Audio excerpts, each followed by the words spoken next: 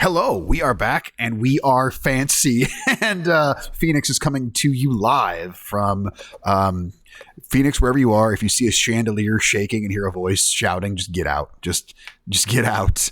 You don't need any of that Andrew Lloyd Webber happenstance. Hi, we are the continuing campaign of Dice Jailers, and Jordan, who is usually the mastermind behind the tech, is not with us today. He is understudying for a local theater company here in Seattle. So we wish him well. We'll see him back soon. But I'm running the tech, so we'll see how long it takes for this ship to crash. For announcements, we just have the Jamie announcement. Jamie. Oh, hi. Wow, I'm less prepared than usual. Normally I have time to think of something while the rest of you are talking. So, we probably don't have the Ko-fi thing up on the screen right now. Because we sure do. We absolutely do. It's where it usually is.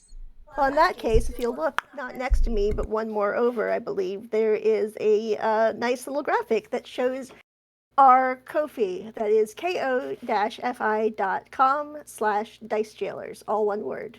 And you could go there to give us monies. And the monies would entitle you to join our Discord chat, where we mostly send a lot of memes. If you're me and have been obsessively thinking about what your character is going to wear to the theater for the past week, you could also see things like, well, what about this top versus this top? And what about these earrings versus these earrings? Because as I'm sick in the head and overinvest in my characters. We were just discussing this. People are like, oh, here's my backup character. And I'm like, Siobhan doesn't die. So you don't have to worry about that. Anyway, so yes, if you are a therapist and would like to, feel compelled to help with that, also feel free to jump on in. The the money goes to, at this point, do we have any like messing up a player's life shenanigans scheduled right now? I don't think we do. I don't know. If we do, Jordan would probably have a thing of that because he keeps track of the numbers. True. There's some joke about, making me multi-class at a barbarian, which I don't want to do. So, there will never be a reward that takes away player agency unless said player voluntarily volunteers their agency, much like Pohaku earning fast friends. Fast enemies. So, anyway, please consider donating to this well-oiled machine. Thank you for your attention, and money, please. And the music you will hear throughout the episode today, as always, is brought to you by Syrinscape. Syrinscape is awesome. They are, in my opinion, one of the best ways, if not the best way, to add a little ambiance to your tabletop gaming. Use it at home, online. Works well with Discord. That's how we record this stuff. That's how we have it going through. So yeah, Syrinscape. Check them out. Syrinscape.com. You can download them. They have both the desktop and mobile versions of it. We're using the desktop. And that takes care of that whole part. Now, we get back to you all.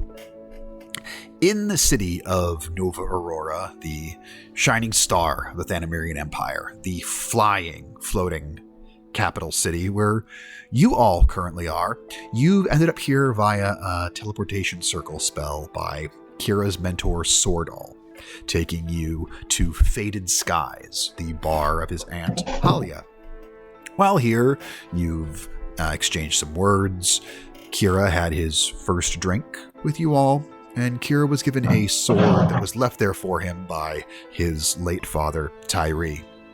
There was a announcement that came over all these viewing screens outside where a traitor against the crown was going to be executed by order of Emperor Alistair Thanamir.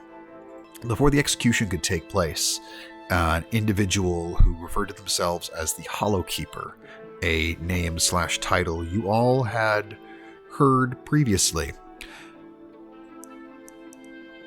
basically martyred this individual that was at the mercy of the Emperor's executioner with a column of fire. some concern in the streets, understandably, of this image they just saw. And one of the highest-ranking members of the census, law bearers and mage hunters, Castian Oloro, who you all have had numerous encounters with, showed up at the bar to question Halia if she knew anything of Kira's whereabouts. You all broke into two groups, one of which going to this collection of thieves and brigands, for lack of a better term, that operates in the shadows of society, the denizens of the Penumbra, and you rescued a few of their members that had been sent on a little exchange, and for that, you've entered the beginnings of their ranks, and they are looking forward to continuing business with you. The rest of you went to some of the offices of the census to try and find what information you could possibly dig up, and while there, found some members of the Upright that were ransacking one of the rooms there, going through some of the information. You stopped them, turning the one that survived, I should say, over to the individuals with the census, Sordal saying to Siobhan afterwards that basically he wanted to get out as quickly as possible to not ask too many more questions, be asked too many questions, and he wished that questioning said individual would have been more plausible. It was noted amongst this, as you were figuring out what to do next, two things came up. One, that in 2 days, the Siege Ball season will begin, and Nova Aurora has a home game against the Nyarovik Tempest, and Mannix wearily let you all know that his family has a private box where you could all watch the game here in 2 days. And tomorrow, as you had heard, there is a new play by the renowned playwright Wilhelm Rattlepike that will be debuting at the Celestial Assembly Hall. Is a play titled Ronso and Jovial, of these Orcish and Tabaxi houses that have quite the feud going between them. And Mannix, much more excitedly, let it be known that he has a private box at the theater as well, and he'd be quite willing to let you all accompany him to the theater. But first, you're going to need to get cleaned up a little bit. So, you've been told there is a tailor's shop, clothing shop known as the Serene Castle, which is where Mannix gets pretty much all of his clothing from. All pieces there are unique, and they mostly do custom work, but with it being a day away, who knows what you'll end up getting. And so as the conversation fades about what to do next and heading to the Serene Castle, Kira looks to Halia as going, I just haven't been here in so long, and I mean, I often get bored when I'm at the theater, and I don't know, I know lots of people are into Rattlepike and all that, but I think I kind of want to just stay here for a bit. Just haven't been here in a long time, so you guys go ahead and, well, hell, I'll come and get some nice clothes. That'll be fun, but I don't think I'm going to go to the show with y'all tomorrow night. And Halia is going, well, regardless, I am getting so done up. I am so looking forward to this. Anybody else have anything they're looking to do in town, or should we just go get fancy on Lord Soul's account? I think it would be best if we all went to the tailor with all due haste, because it's going to take quite a lot of time to doll up several of our group. Mannix, that's okay, but if we pass anything cool, will you just point it out on the way so I can make a note to go back later? It's my first time in a long time being here. Yeah. If you're not sure if it looks cool, it's cool. Just a baseline to choose from at that point. Okay. Mannix, remember who you're working with and just tell us. Very well.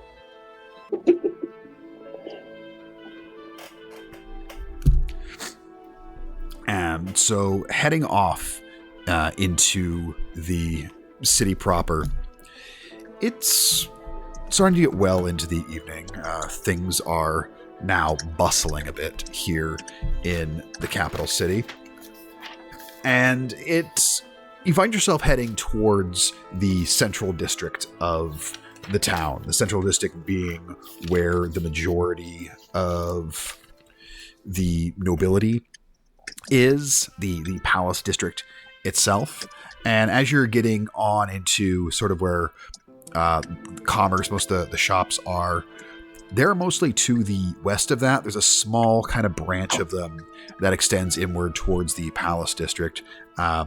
This area known as the Prosperity Bazaar. And Mannix quickly and efficiently leads you to the Serene Castle. And it's a very simple yet elegant looking shop, even from the outside. The architecture of it, very clean lines coming up into this slightly arched top at the door. It's very speak friend and enter, just not as tall, Mines of Moria looking. And then as you enter the establishment, you can feel what almost just feels like this very gentle, warm breeze against you. Smell, just gentle floral smell in the air. Everything's just very calming as you enter, and you hear this voice. One moment, as you begin to look about.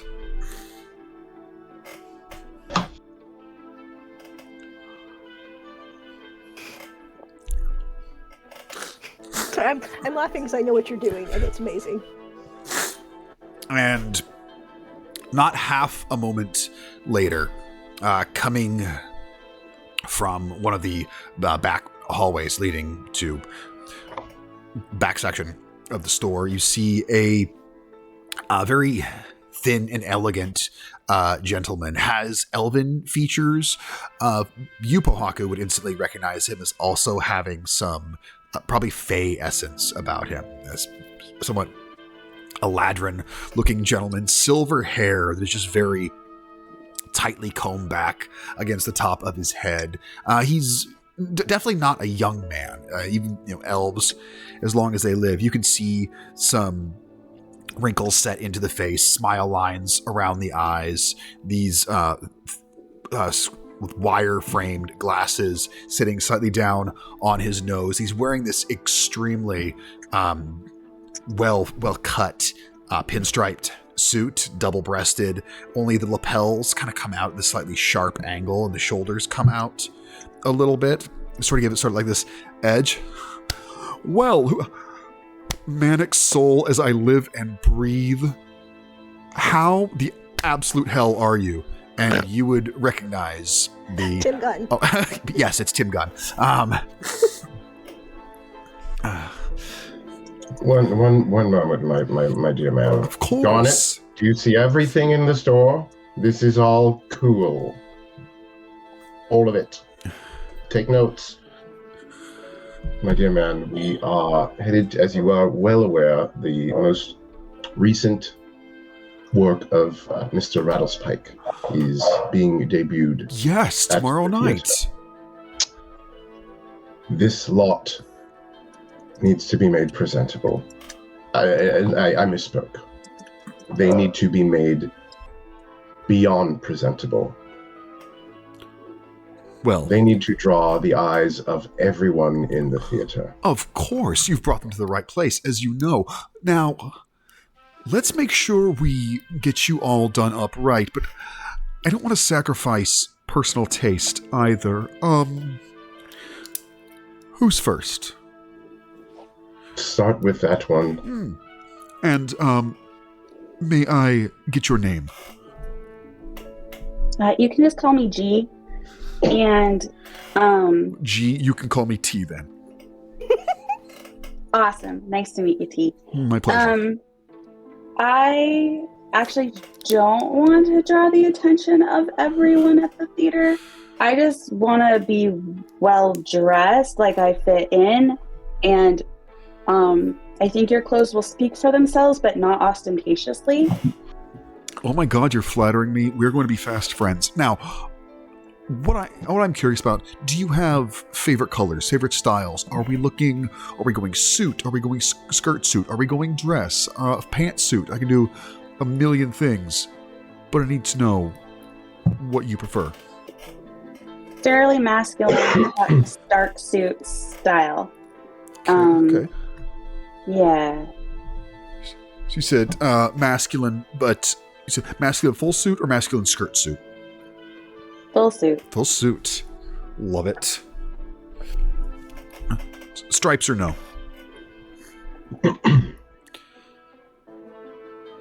Subtle. Subtle.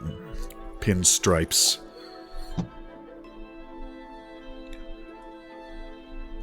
And something about you.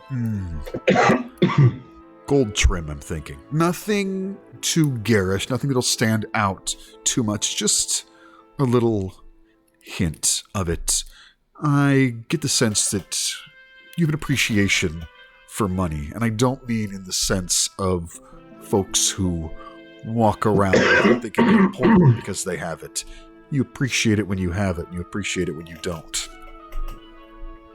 You're very insightful. I'd also like a hat. Ooh. I could do that. Yes. I know a fabulous haberdasher owes me a favor. Can definitely have that. We'll make some measurements happen. And he snaps his fingers, and in an instant, these two automatons come out from either side in the back, and they just come over towards you, Garnet, holding various tape measures. May the twins go to work? All right, measurements, please. Measure twice, write once. You know the rules, and let's make sure our guests are all comfortable. Tea, water, alcohol, any sort of beverage while you wait. Complimentary, of course.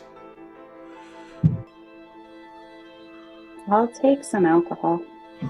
Wonderful. And he snaps his finger again, and another automaton that fully has a small bark heart built into the front of them. All right.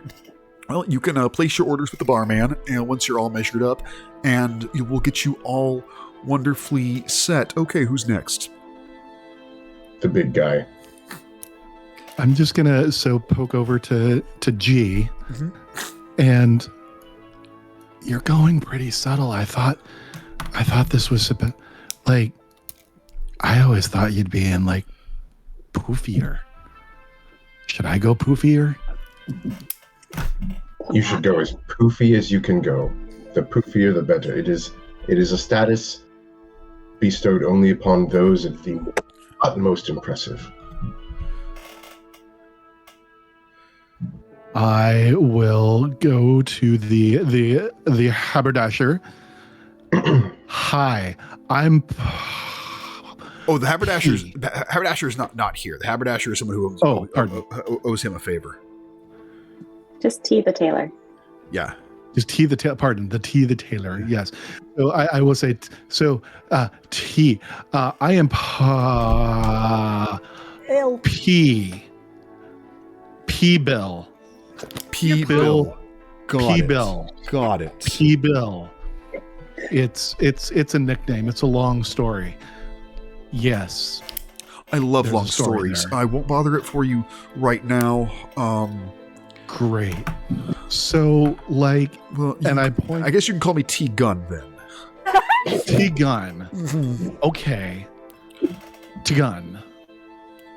Love it. So and I kind of put an arm out to Garnet, and I kind of like foof up her hair a little bit. And you've got like bright red hair, as I recall. Yeah. Okay. Well, not anymore. I dyed it earlier today. Oh, you did. Okay. Oh shoot. I have a bright red necklace, but that's. I will point to the bright red necklace, and I will say, "So, Mr. T-Gun, Yeah, you see that necklace? So I do. It's fabulous.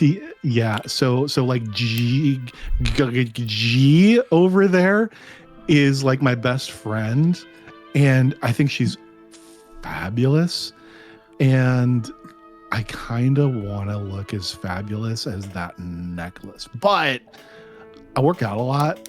I kind of want to show off, your T-Gun, and I kind of got the guns, and so maybe something to, you know. What should I roll for psychic damage? I completely understand what you're saying. So That's great, because I think I lost my own train of thought somewhere in Silent Gulch.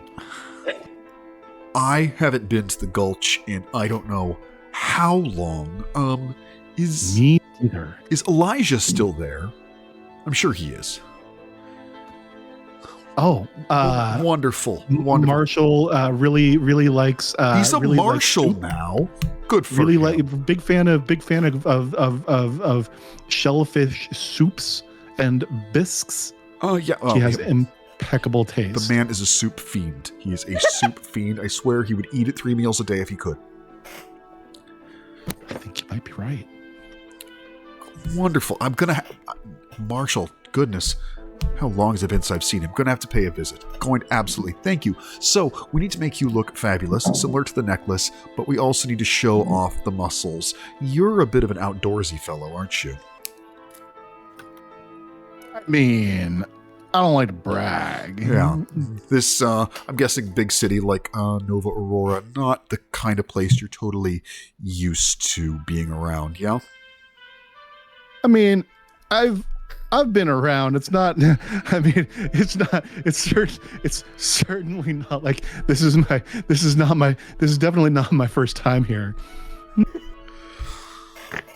Wonderful. We're gonna make sure. I'm used to the big cities. I love them. We're gonna make sure no one thinks it's your first time here. So we're gonna make sure that we have a nice cut on your jacket. Want to show off the shape of those chest muscles and those fabulous shoulders. Won't have it fit too tight on the arms, just enough that folks can see exactly what you're packing there. Shoes. That's definitely where we're going to make this shine a little bit. Shoes, cufflinks, a nice belt on there. A little more shiny on the gold than we're doing on the trim for G. But as far as a material, we'll go a nice, deep, rich, thinking slightly muted vermilion. Look amazing on you. Vermilion and gold, you will be the talk of the town. If you could cross that with what you think, I don't know, maybe like a certain soup-loving Marshall would wear to such an event. Well, I mean, he'd probably wear spurs and a cowboy hat, but Done. I can make spurs work on you. You're great, Tim. T, who's definitely not Tim. Alrighty. I'm actually being smart enough to, for once, write down exactly what you guys are requesting for clothes. That's so cool, because I have no recollection of what I just asked for. That's great. I just know that there will be spurs that jingle jangle. Yup. Where's the dingle dangle? And then I look over to Mannix. Does that sound about right? Wait, Tea. yes, my friend. 2 coffees, please. Yes. Go ahead. Tea. If you look behind you, the barman Tea, that will be fine. already has them ready for you. Thank you. started prepping them when you walked Jekyll, in. put a little extra in there for me, please. I need something with a little bite to it. Mannix, are you needing yourself anything that for the show? I mean, I know you love to make an appearance. This is opening night. We probably don't need to do a full new suit for you. It might be a bit much, but I was thinking maybe new pocket square, new cufflinks, new pair of shoes, and a hat.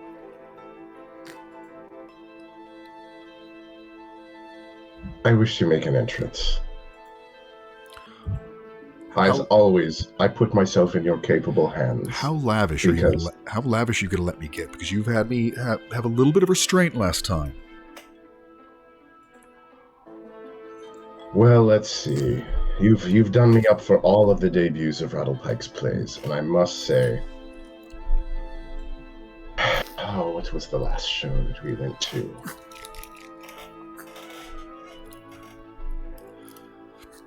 I'm drawing a blank. I think I must have had too much Scotch whiskey that evening. But the most recent one, the piping, the lapel work, the shoes. Oh, my dear man, the shoes were your best work. I have an overcoat to go with it that you will absolutely die for. You will make the grandest entrance you have made in your life. As always, I am in your gratitude. You have, as of yet, to come close to providing something even remotely approaching disappointment. You are a true master of your craft. T. Your kindness is only matched by your incredible generosity, and as always, a huge thanks to your family for allowing us to get set up in such an amazing location. I appreciate you. Now, let's see here. That is 2 down. I see 3 to go. Who's next? Oh, I'm sorry. 5 to go. And both Swordall and Holly, I kind of poke their heads up when they've been looking through a bunch of stuff. Don't worry. We'll get you both done up. Looks over to Reba. You. Yes. So... Oh, no, you're okay. I already got a coat. I'm good. That's lovely to hear. No. Lord Soul is offering to get you done up on his family's account, and I would love the opportunity to dress someone of your stature. I mean, sure. I don't want to be wasteful because I do already have a fancy coat, and I don't go to these events often. Yes, you have a fancy coat, but let's see here. You don't strike me as much of one of getting overly fancy with dresses and anything overly delicate. Yeah, I don't do delicate a whole lot. I'd prefer more of a tough aesthetic. Like, I want people to give me a fist bump instead of shake my hand. You know, that's what I'm going for here. I can do some work with leather, a little bit of a suit cut as well, leather trim. Oh, you're absolutely gonna love this. How do you feel about chains? Sure. Utilitarian? Well, no, not precisely. There's a little bit of trim. Thinking as sort of a chain epaulette on one side. Will be a little asynchronous on it. We don't need to go complete, symmetry on everything. Let's give you a little bit of an edge. T, I had a thought. Do you recall that dystopian piece that we saw recently? Boulevard of Rage or something like that? Yes, I do. That aesthetic would fit Reba here, I think. Sorry, I'd never... Pardon me. It's nice to meet you, Tiga, and you can call me Sarah. Sarah, okay. Absolutely. Backtrack that. Reverse you, Sarah. Well then. We'll get a little fashionably dystopian with you, and definitely need something that accentuates the hair.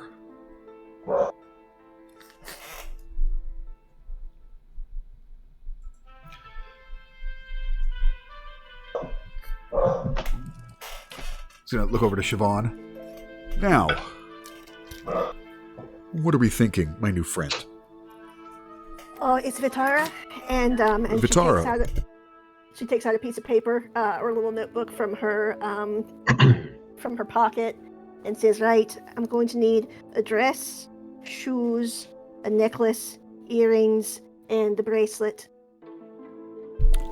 Lovely. Anything you were thinking about on the cut of the dress, style of the shoe, color, exactly what the necklace would look like, how heavy on a bracelet are we talking here? I love details. I didn't get that far. I just kept adding another item every time Lord Soul was condescending. Interesting. Well, Literally, I want you to know, like, out of character, there is a hashtag count. Every time he was a jerk, I was like, all right. I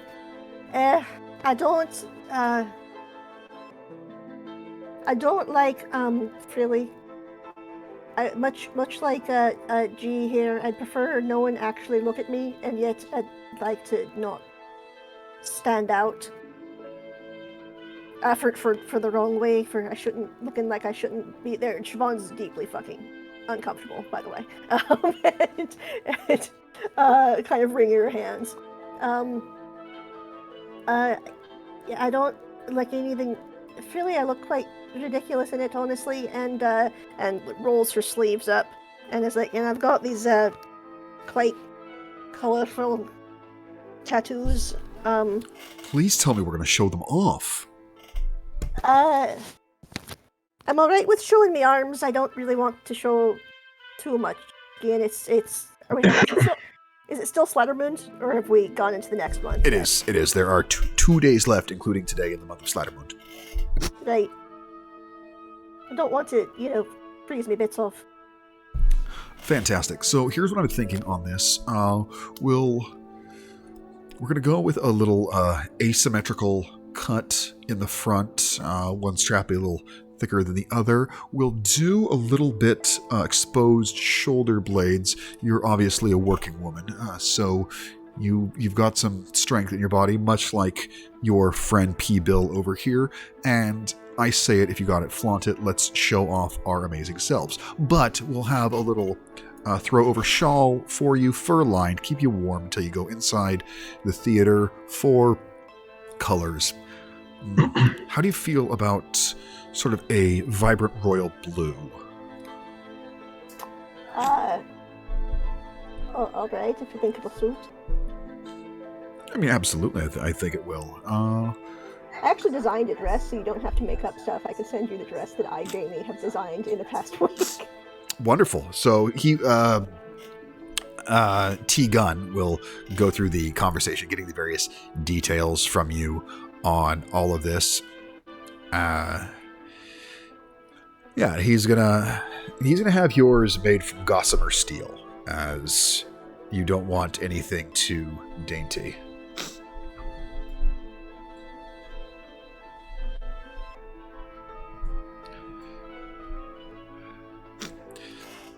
And he goes through quick conversations with Kira and with Sordal, and also with Halia, getting the details on what they want. He's delighted to have the opportunity for the twins, his measurement bots, to take the measurements of a Loxodon, as their proportions are quite unique. And once he's got all the details from you of what you all want, has everything well measured up. Okay, so here's the deal. I'll begin work tonight on this. I could probably have this for you tail end of the afternoon. Tomorrow, I can have some of my assistants work on it through the night. Oh, don't worry. Nothing barbaric, like not allowing people to sleep or anything. No. We have day tailors, we have night tailors here. They're the night shift. It's how we have all of this out here. The one request I have is if anyone asks you about your clothes, please let them know where you received them. Advertising is everything, and everything that comes out of here is one of a kind. As for the hats, I believe we're just doing 2 of them for you. 3. Well, 3 looks G. Hat, yes. Perfect. You get a hat, points at Bohaku. You get a hat, points at Mannix. You are getting a hat without I certainly question. hope so. You're going to love it. Very, very classic style we're going to go with for yours. I think... Yes, G. Kernet's gonna look over at Siobhan. I think you might need a subtle tiara to go with all your really fancy, nice new necklace and bracelet. It would look really pretty in your hair. What do you think? Are you talking to me or are you talking to T? I'm talking to you as he's talking hats. I've never worn one, certainly. I mean, if not now, when? And at that, T just gestures with his hands, and he's holding a very, very subtle, it looks delicate.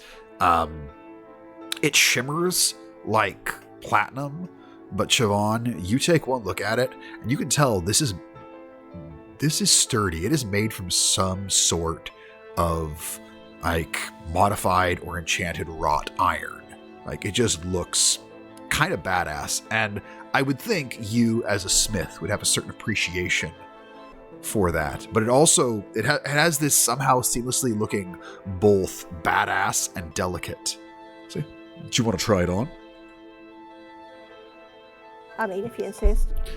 And he will gently set it on your head, and as you all look, it looks pretty fucking magnificent. Siobhan looks kind of regal with this tiara. I'm immediately on Hero Forge playing with tiaras to be like, all right. I've been doing that this whole time. Hey, he was Nick again. I get a ring now. Okay.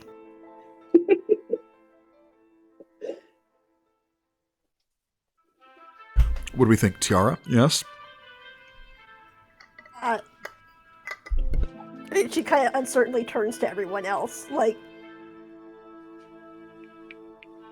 I assumed the Yes. question was rhetorical. Absolutely, yes. And he will produce a mirror from nowhere. It just appears, and so you can see yourself with this tiara on your head, Siobhan. Siobhan is going to look and actually start to unbraid her hair. Wants to see what it looks like with her hair down. So, and yeah, actually, sort of is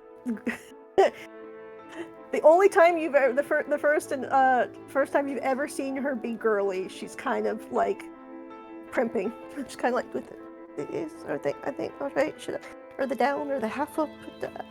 Yeah, I like it. It's quite fine workmanship. The is this and just whatever metal. She knows what the fuck it is. It's a little enchanted iron that I brought from back home. Let's just say where I'm from, there are lots of folks who aren't so fond of iron, so they were kind of glad to see it gone. But I hate to let the materials go to waste, and I could tell as a person of the craft, this is something you could appreciate. How could you look at me and know that I was a smithy? I just have my ways of... Your arms kind of give it away. I have my ways of My dear, have knowing you seen things your about people. shoulders? There's just... Honestly, if you want full disclosure, this shop and I, well, we're very in tune with each other, and I am quite in tune with anybody who walks in here. Now, don't misunderstand. I don't probe your mind or anything, but I'm able to pick up surface thoughts of anyone in here on the most gentle level. Hence, knowing your friend's appreciation for money and your friend being an outdoorsy type, you being a person of the craft, and looks at Reba. I think you have a rebellious streak in you. It allows me to fit the clothes to the person, but that's everything I know about all of you other than what you tell me. There's a reason I'm good at what I do, and I'm sure when you see what you've been fitted with, you will absolutely appreciate the effort and the work. I'm sure if there's anyone who can make it work. Inspiration! Give that man inspiration. I think he already has it. Hey, with my heart, he has it twice. Yeah. Well, absolutely. Now, obviously, finish your cocktails. If you see anything else that you absolutely fall in love with, you want a riff done on, let either of the twins know. They're always happy to relay information to me. Don't worry, the door will lock behind you on the way out. I was expecting you. Thank you for messaging ahead, Mannix. And I will see you all tomorrow. Try not to be too late in picking everything up. I'm sure it'll all fit perfectly, but last-second alterations, or adjustments, I should say, are a necessity with custom-fit clothes. And then after that, I will very likely see you at the theater tomorrow, since it looks like we're all going to the same show. Lovely. I assume you are all going to be in Lord Soul's box. Precisely. Well, I will wave at you then from my seats in the balcony, and Oh, you should just join us. I mean, there's plenty of room. Isn't there, M? Is there DM? there absolutely would be. Before you can respond, Mannix has invited me to join numerous times. However, I have a little group I always go with. It's always the four of us. We have an incredible time. It's going to be dinner beforehand, drinks after. If you want to join us for drinks after, you are absolutely welcome to, but you can't bring up the quartet. One of these days, my friend, One day. we will enjoy the theater together. I look forward to that day, but again, for opening night, let's just say, I don't know which one I don't know if any of them would not throw a fit, but I know Heidi's fit would be the biggest. I've seen her excited. I don't envy that scenario. That's right. I pay attention to fashion shows, damn it. I'm so impressed with you right now. I guess I should not be surprised that you pay attention to Heidi frickin' Klum. I actually pay more attention to Tim Gunn because he's awesome, but I also pay attention to Heidi Klum for reasons. Reasons of heterosexual man. I'm like, wait, you pay attention to Heidi Klum because of Casey's cat?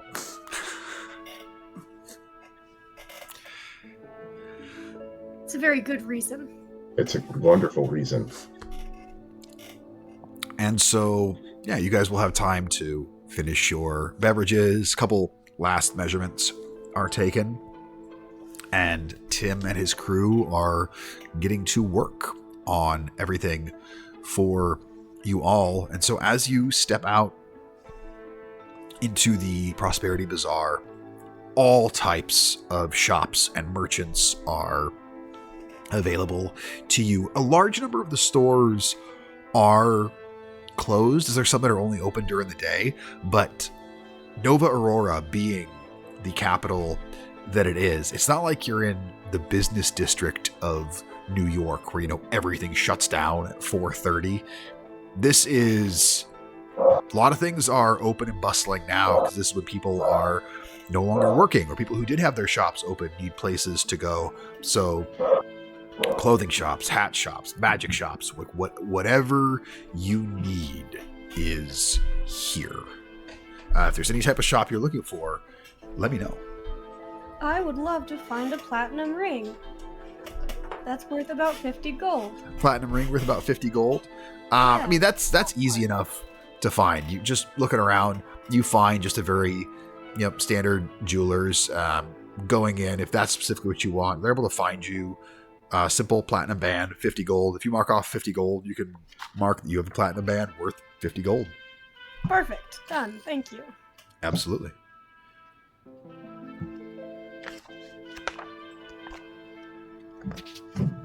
What about any of the rest of you? Garnet, was there a certain type of shop you were looking for? Not really. Garnet, there's nothing she really needs. Sure. If there is any well-known gnomish shop, she would definitely, try to look them up. Or if there's any, folks that maybe her father has talked about, she would try to find them. But no, she doesn't have anything particularly in mind. Yeah. Good to know. I know I had one of these shops was very much here. Anybody else have something that they may or may not specifically be looking for? Incense and a sacrificial offering appropriate for hell. Incense and a sacrificial offering appropriate for Hella. Together worth about 25 gold. Do you think it's labeled like that on the shelf? Yeah. Sacrificial, yeah. I imagine. I just have to go to aisle 7 where the sacrificial items are. It's not hard for you to get the incense. That's not a thing. You're gonna need now. Does it say? Do you want me to recommend something as a sacrificial offering? Yeah. Yeah, okay. Norse mythology has funeral ale. I go buy some funeral ale. It takes you a little bit to find a place that would have something proper, but asking around, doing a little looking, and Swordall racking his mind for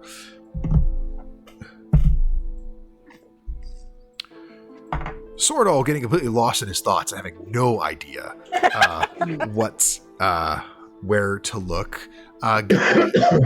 Give me either an investigation check or a persuasion check to ask one of the locals. Fantastic. I am going to do...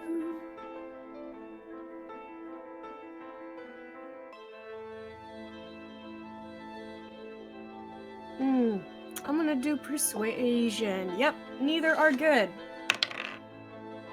14. It takes a minute before you're able to, get the attention of someone, but then asking a good place to get like funeral ale, you're pointed in a direction of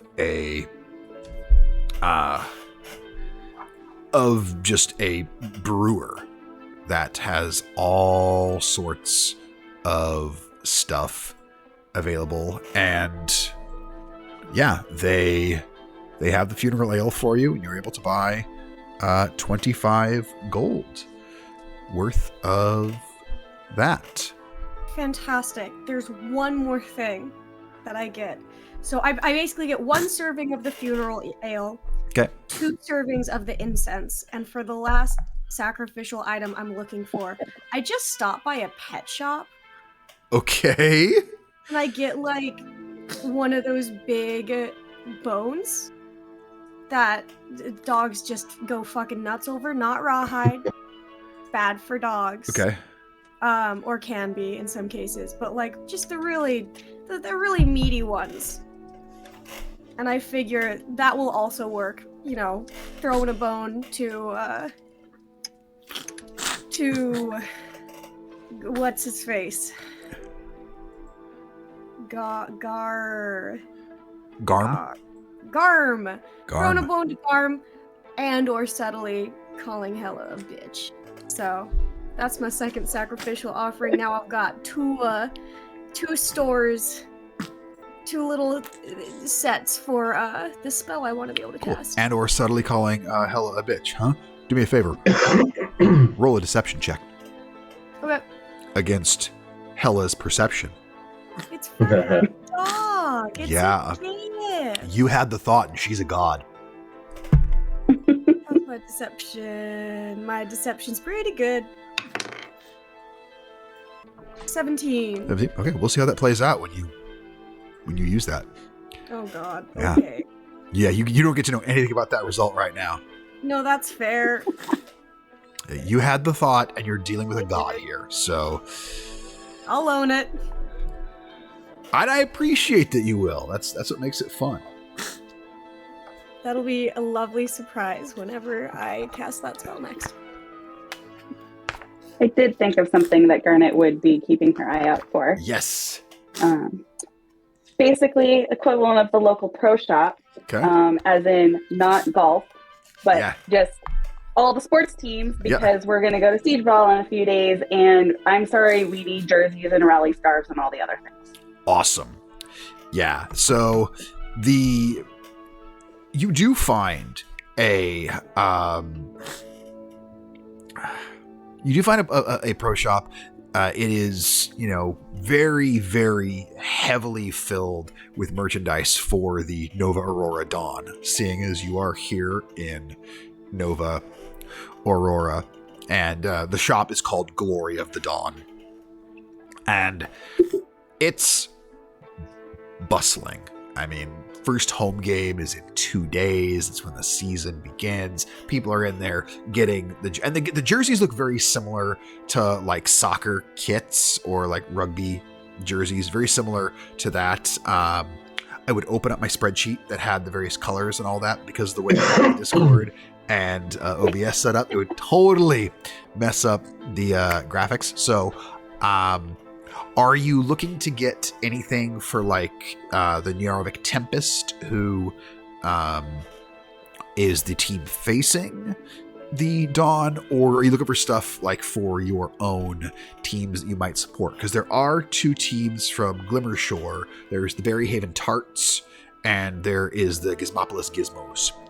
And the Berryhaven Tarts, like I said, they're kind of the Cleveland Browns / Bad News Bears of the entire league. There are a lot of folks out there who just kind of cheer for them because we just hope they have a good year, but no one expects them to do that well. They're not Yeah. real good. No, Their mascot's an easy bake-off. She's going to take a when in Rome approach to this, and again with the trying to blend in with all the crowds. Definitely local team stuff. I know Siobhan's not a fan and is super against, so she won't make Siobhan wear Nova Aurora stuff, but definitely wants to blend in with the locals.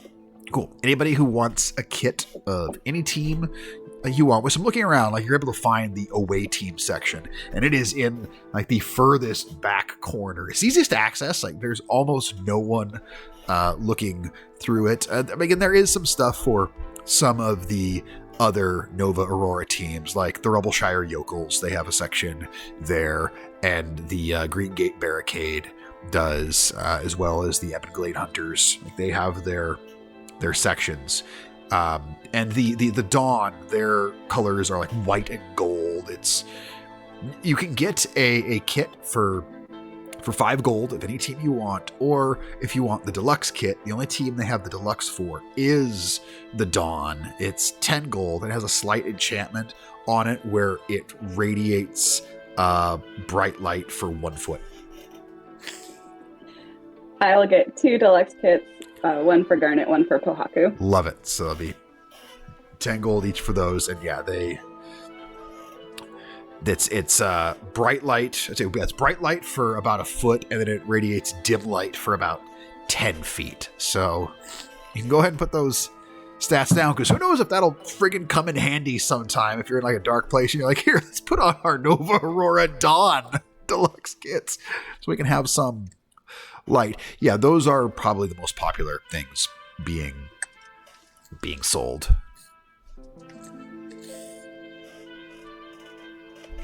And just various people, talk about this season coming up. You're hearing a lot. The main discussion you're hearing is if it's going to be the Dawn and the Avalanche in the finals again.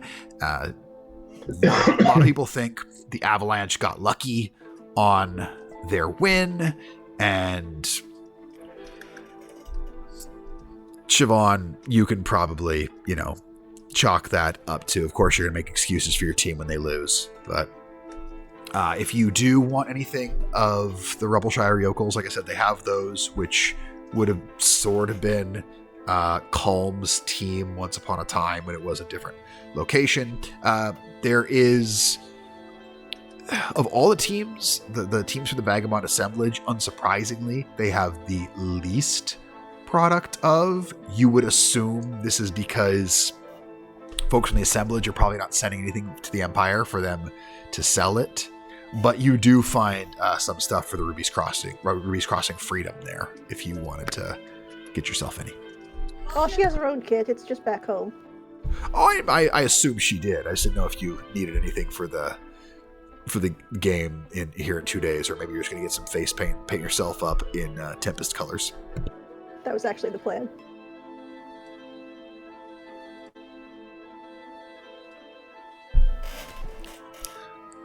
Garnet, you had mentioned that if there were any shops run by gnomes, you might be looking for them, yes? Actually, no, I'm sorry. I'm going to go back. Yeah. Now, Siobhan was not going to get anything, but upon the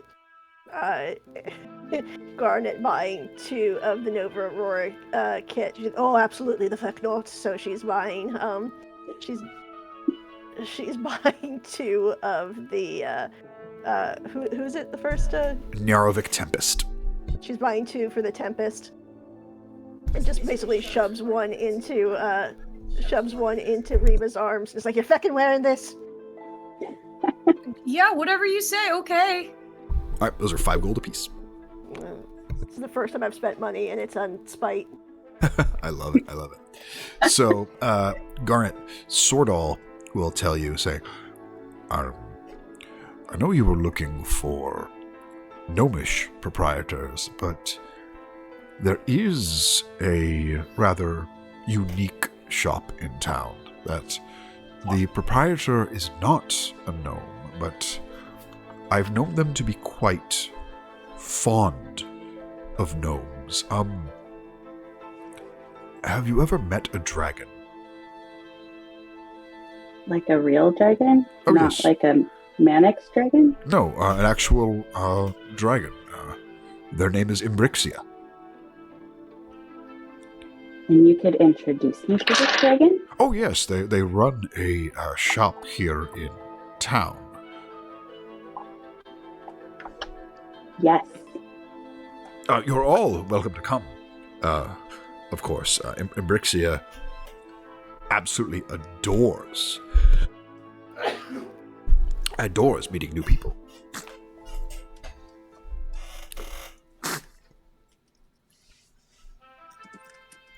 Parker, come on, you're coming too.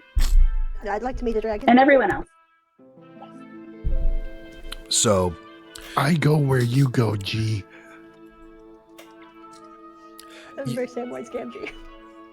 you come to a very curious, as sort of all these, you come to a very curious alleyway here in Nova Aurora.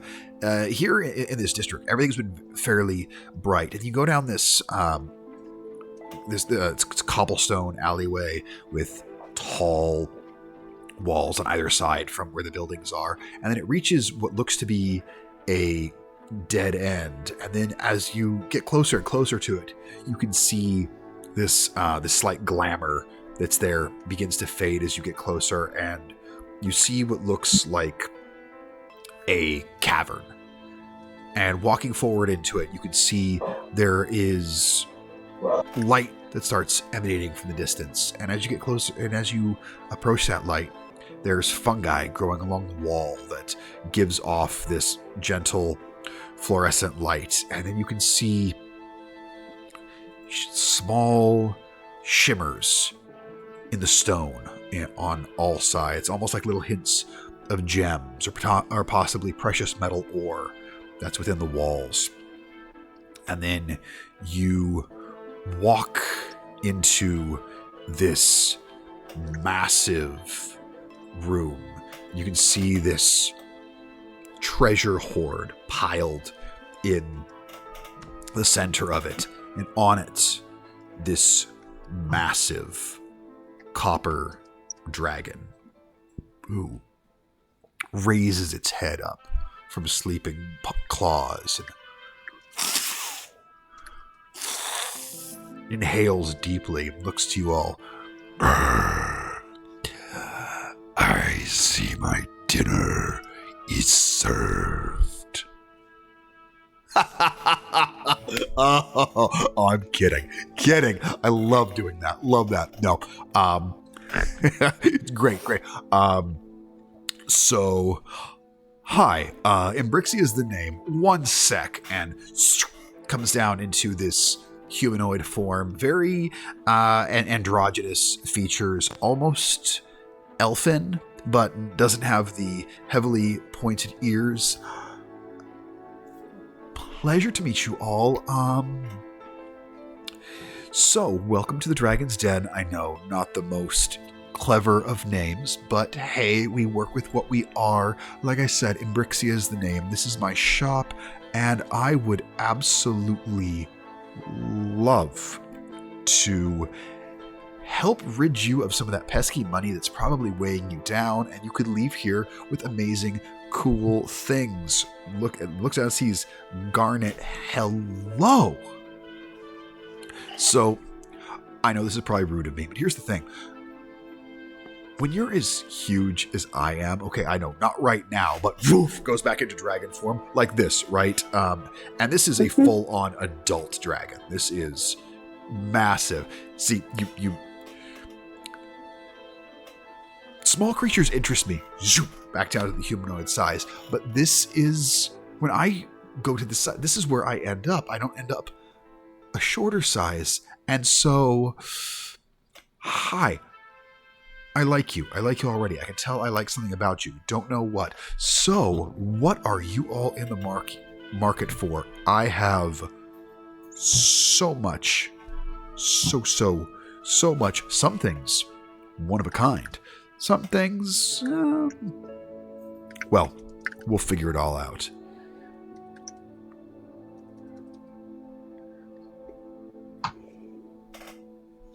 What's the most creative thing you have? Ooh, the most creative thing. Well, Or silly, or yeah.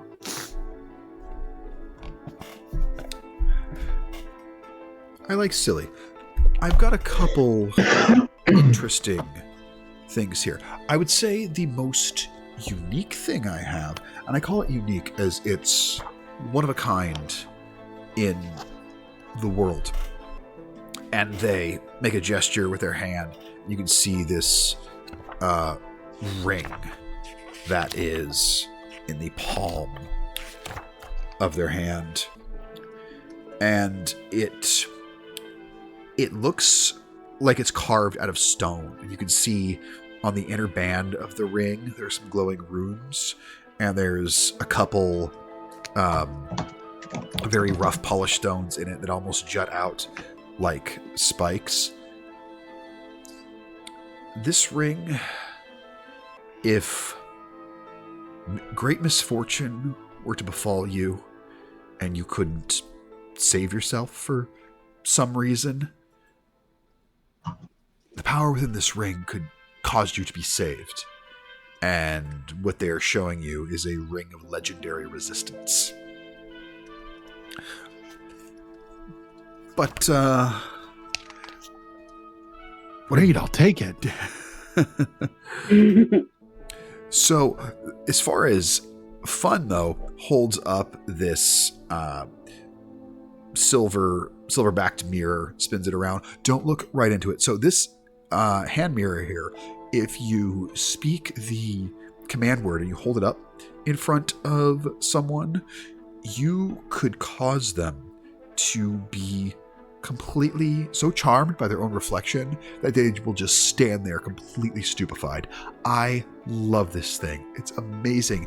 It's great, but totally for sale. I just have the one, but it's fun. It's fun. I also... Oh, let's see here. All sorts of things. I got boots that can make you run faster. I have cloaks that can make you harder to see. I have all sorts of things. Looks none of you are dwarvish. Hopefully somebody who's dwarvish comes by sometime and wants to buy a really fucking cool hammer, but that's okay. Oh, I mean, unless any of you wants like a really cool war hammer, you can throw it at something and it comes back. Really awesome. This stuff sounds all really cool, but also really expensive. I mean, a lot of it is, yeah. The mirror is only 500 gold. Only 500 gold. Yeah. Hey, you work in this town of wizards. Yes, I do. I'm learning that wizards are expensive friends to have. Oh my around. god, they are the most expensive friends to have. Here's the thing. Wizards, not only do they need all kinds of money for whatever they do for all sorts of magic and stuff. Hey, I can't relate. Not trying to brag, but the whole turns back into a dragon. See all this right here, this here, and then back into the humanoid form. Yeah, that's just the thing I can do. I can just do it whenever the fuck I want. It's great. So I don't totally understand all of what they need. But I will say, love wizards. They come here, spend a whole heck of a lot of money. Yes, Swordall, talking about Yubu. Thank you. So good to see you again. Hi. Amazing. You're all friends with S over here. Great. Love it. So, yeah, they're expensive. I find a great thing to do for wizards. Let them take you out for lunch every now and again. Don't make it dinner. Dinner gets kind of pricey, and you know how things can be. But if you're getting things for them, they take you out for lunch. It's great. Anyhow, you were talking. I digress. I'm glad you understand, because I think I'm really excited to make your acquaintance. And I'm really excited about some of the stuff you have. But I don't think today's the day. Oh, that's fine. I'm always here. I wasn't sure where I was going to set up my shop, not going to lie, but there are a lot of people here with a lot of money. And when you've been around as long as I have, you end up collecting things that, goodness me, oh my, they fetch a price. I will say, if you come across anything in your travels that is super unique or super cool, and you're looking to get rid of it, come pay me a little visit, because there's a chance I'll buy it or trade for it, because I don't know if you've noticed, and they gesture at their treasure hoard, I like shiny shit a lot. That's really cool.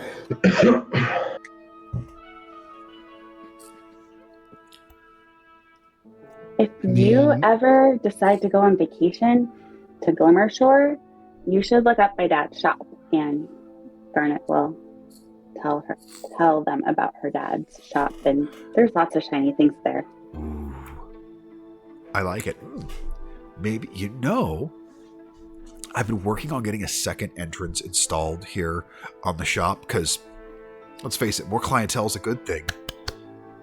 Maybe I will take a little look-see look at this Glimmershore place, see how everything is there, and maybe that'd be a great place for my second location, but both passageways would lead people still to here. Oh yeah, fun fact, you're not in the capital at all right now anymore. Where? So, you know the islands to the northeast of the continent where all the dragons live, the Wormclaw Archipelago? Yeah, you're kind of deep underground there right now. I would suggest, if you decide you want to leave, make sure you go back the way you came. I've only ever had one casualty of anybody who's come to this shop. True story.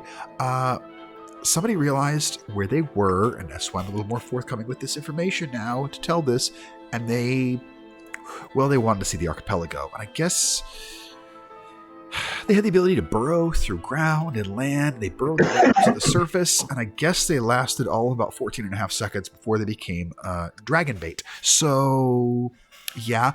Hey, not looking to chow down on any of you. Don't worry. I had lunch. I did not skip lunch. I'm fine. But, dragons can be dangerous creatures, so don't forget that. I'm not about that life. Some are. But, yeah, you travel a long way in a short amount of time. That's how these tunnels work. They're really fucking cool. Garnet will just turn back at Swordall. Badass idea. Good job. I had a feeling you'd be a fan. As soon as Imbrixia, was that it? Said that we were on the what's it called? The Wormclaw Archipelago. Yeah, as soon as he said that, you see Siobhan's eyes get enormous and kind of reflexively puts her hand back on her glaive, and then has to be like, right, it's cool, we're fine. Say, Reba, as far as what you've heard about the Wormclaw Archipelago, because of where you grew up, that's opposite end of the continent. Like, you've heard that's the whole, like, oh, here there be dragons. To folks where you grew up, that's very, like, sea serpent bullshit kind of things. Pohaku, with where you're from in the Whispering Wood, you full on know it's like, oh yeah, there is this collection of islands just to the northeast of the continent where that's where the dragons dwell. And most people are glad that they dwell there. As the last... No, legit, here there be dragons. Yeah, here there be dragons. And since you're of the land, Pohaku, you would know that supposedly, legend has it, that deep beneath the archipelago, there is a slumbering great worm. That supposedly this titanic dragon will one day rise up to reclaim the land. You don't know, even you don't know if you believe the story. You've heard it, but you'd be the only one of the group that's heard that legend, as that's sort of a legend told by creatures that are far, far older than any humanoid would be. Wow. I'm going to so Pohaku has just mostly been sitting back, just eyes bulging with everything that's going on. Question for you. Yes. As he was giving us the tour of the items available in the shop, you mentioned a cloak that makes you harder to see. Yep. Was that a elven kind or Elven kind. displacement? That's an elven kind. Yep. Okay. Yeah. As far as like some of the items that, yeah, there's a Eyes of the Eagle, Brooch of Shielding, Cloak of Elven Kind, Black Dragon Scale Mail, Ring of Protection, Ring of Evasion, Boots of Speed, Cape of the Mountebank. There's more than just that, but there's some of the specific ones in here. Ring of Telekinesis, a Dwarven Thrower, and of course the Ring of Legendary Resistance. Just out of curiosity, so that I know for later, how much is that cloak that makes you harder to see?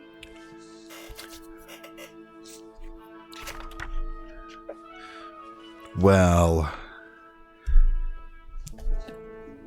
that one would set you back 800, but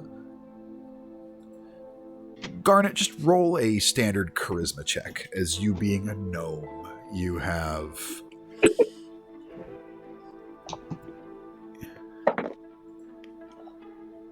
Not good. 8. 800 for that cloak, and I think it'd fit you perfectly. Just my own expert opinion. I am an expert on these things. A lot of people wear this stuff. I'll be back. I look forward to it. Not gonna lie. I have to say, when I did that whole my dinner served thing, at least two of you, oh my god, you should see the looks on your faces. Oh, so good. I know, kind of a dick move on my part, but it was fun. I promise. I had a good time. You had a good time. We're getting along great now, aren't we? We're getting along great. We're getting along so great that I wonder if you'd be open to trading instead of just purchasing. Ooh, what you got? See, I have a very important, very fancy coat, but I recently came into other fancy clothes, so now I don't need these fancy clothes. And I don't really have a lot of money at the moment, but what this coat is worth in gold alone would blow one's mind. You try to Make a bluff the deception dragon. check. Just be clear. you're Make a trying to- deception check against a dragon. Adult dragon. Adult dragon. Okay, good. Yeah, no. I got it covered. We got a 14. Sure, that's fine. Sure, that's fine. Let me see this coat. Gingerly hands over the coat. Be so careful with it. I know you will. I trust you. Holds up this monocle. Comes over a sec. Mortifying. You fucking kidding me? Do you know how warm that is? Hands it back to you. Yeah, check this out. So you want to see something really cool? Watch this. Oh, goes back in a dragon form. Hey, you were talking about warm. Oh my goodness. Points their head straight the fuck up. Whoosh! This massive cone of flame goes upward, licking the ceiling of this cavern. They turn their Siobhan head dives underneath something. head back down. Warm is not a problem. So yeah, Totes, that coat is rad. It's gonna be really good at keeping you warm. As far as what you might be looking to trade it for, I won't lie. Could probably trade it for like some basic magic components and whatnot, but I just checked those off my shopping list. well, maybe for next time there. I will say this: you got Moxie. I appreciate it, but yeah, you're gonna have to do a little better if you're gonna try and pull one over on me. Dealt with a lot of people for a long time, but hey, you got Moxie. I appreciate it.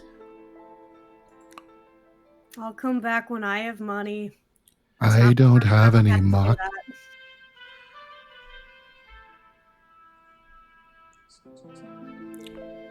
Sorry, I don't have any moxie, but I got a few things that maybe you would be interested in purchasing. I am one of those, and I hold up my book. I am a wizard, and I find myself in need of sponsorship. Perhaps you might be interested in some fine items. Go on. I will place for him. So I've got the, just out of character, I've got the Deck of Illusions, minus 4 cards. Yep. There is the Wand Yep. of Chromatic Essence. There is the Wind Fan. And I would even potentially consider the armor off of my back, the studded leather +1. Ooh. Ooh. Okay. Now Because damn, wizarding is expensive.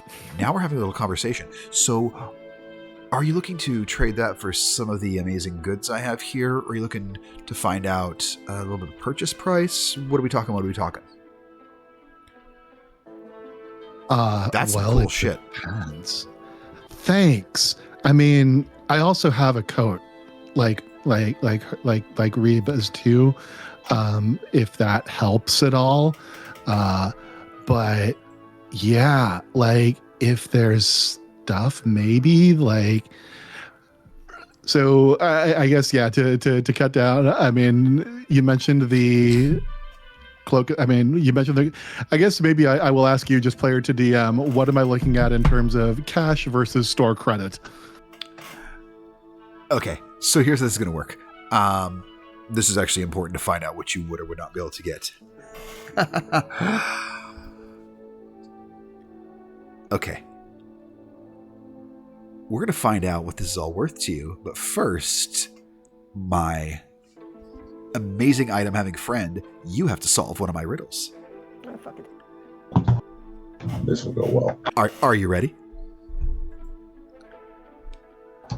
I'm very savvy. Cool. What must be kept after giving it to another? Nobody help him. Nobody help him. Oh. Well. And is Kira with us? Yeah. I look to Kira and I say, well, as a denizen of the big city, I know that it is very important that one always keeps their word. Oh, good. Oh, good. Oh, good. I like you. I like you. I like you. Okay. So, never resting, never still, silently moving from hill to hill. It doesn't walk, run, or trot, but all is cold where it is not.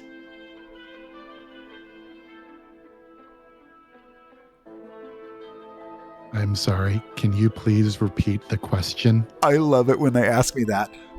Never resting, never still, silently moving from hill to hill. It doesn't walk, run, or trot, but all is cold where it is not.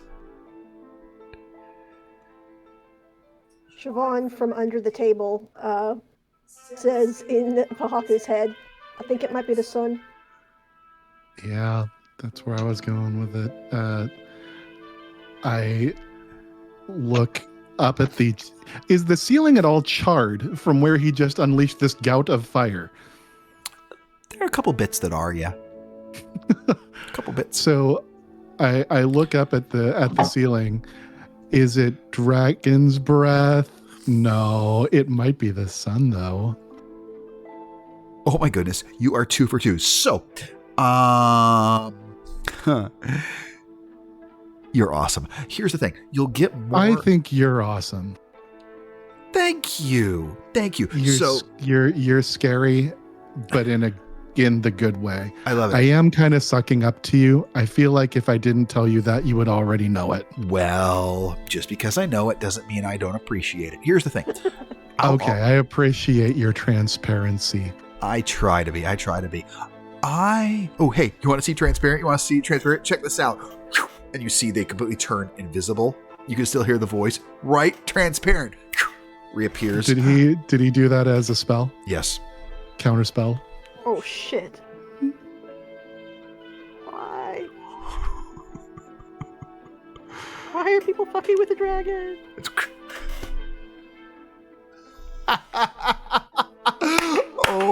Oh man, you. I mean, I had to try. If the counterspell worked, that's a second level spell. Dear. Oh no, I say that out loud. I had to try. I mean, you're a dragon, and No one has ever thought to do that, and that's funny. That's a funny joke. Oh, you're great. Oh man, why don't more You're people like you great. come around? So here's the thing. I will don't know. give you There's more in store you know, credit than I we will in big cash. city people. We big city people are, I mean, you're fun. So I could give you, for all of that, if we're including the armor off your back, because holy heck, that's cool. If you give me all that stuff you listed, I would give you cash money. I could give you 750 gold pieces, because that armor is pretty cool. And if you want to store credit, I would give you 1,000 gold in store credit. Okay. Looking around, I know there is one thing that I, as a player, am very interested in. Do I happen to see, or does he have available, a cloak of displacement? No, there's no cloak of displacement that you see. Well, that's a shame. Okay. Well, I will look to the group and ask, well, I've got 1,000 gold that we could potentially purchase here. Garnet, you were looking at the G. Sorry, I think I had something in my throat there. You were looking at the shadowy cloak. And Reba, were you looking at something, or somebody else was looking at something? Is there anything else of note that I should look to here?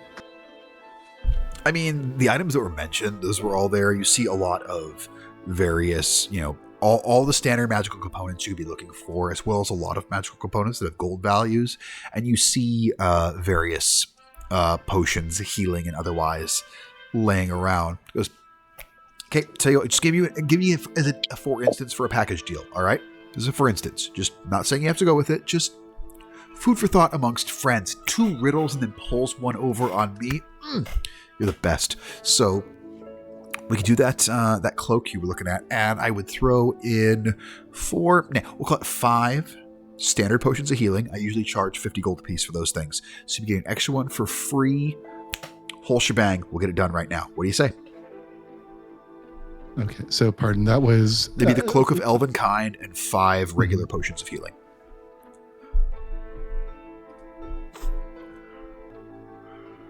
And that's for everything, including the armor.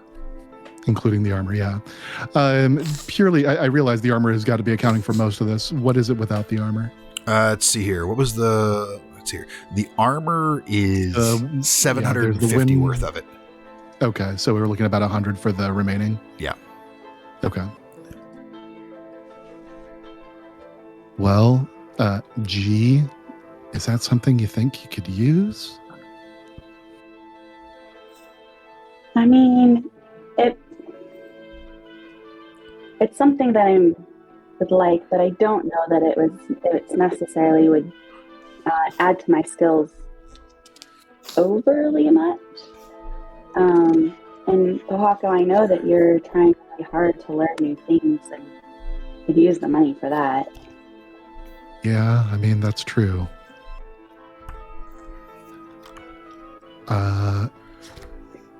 Let's see. Okay. So how about if I gave that all to you and you kept the potions, but you gave me 1,000 gold?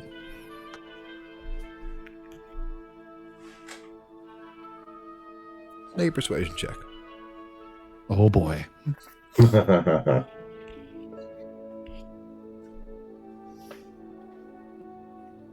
That's a natural 24. 20. So you give me the whole pile of all that goodness there. You're offering the armor and all the whatnot. And in turn, I give you 1,000 gold. Yes. I tell you what, I'm only going to give you 100 platinum.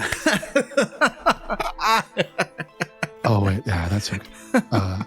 I look to Kira. Hey. Gets the thumbs up. Okay, I think we can do that. And Imbrixia will zoom into dragon form to take a massive claw and take all that stuff and add it to their treasure hoard. I am removing all of that from my equipment. Sorry if anybody else wanted that armor. I was planning on wearing it. And then back down to humanoid size and quickly, just kind of gestures at their hoard. And you see this collection of platinum coins come just hurtling at them, like at just rapid speed. They swing their other hand and this cloth sack, like machine gunning into it. And they gesture and it closes up. And with another gesture, the sack comes right over to you, Pohako. 100 in platinum, the equivalent of 1,000 gold. Be a little easier to carry, fewer coins, and all that. Plus, you feel like a big spender whenever you throw platinum around. I think it's fun. Pleasure. That's really kind of you. Well, I like to be kind. So you all are fantastic. Come back whenever you want, or if you're still doing more business, I'd be thrilled. Is there anything in particular you saw that, you. And they go, I'm sorry, I never asked your name. They're saying this to you, Pahaku.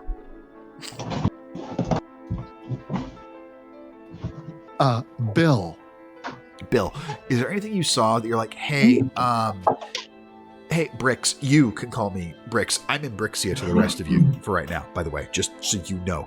You can call me Bricks. So is there anything you saw that you're like, hey, Bricks, totally love that. Can you just like Mr. Bricks. keep it aside for a bit in case we come back with some money? Because I'd hate to sell something you're super, super into.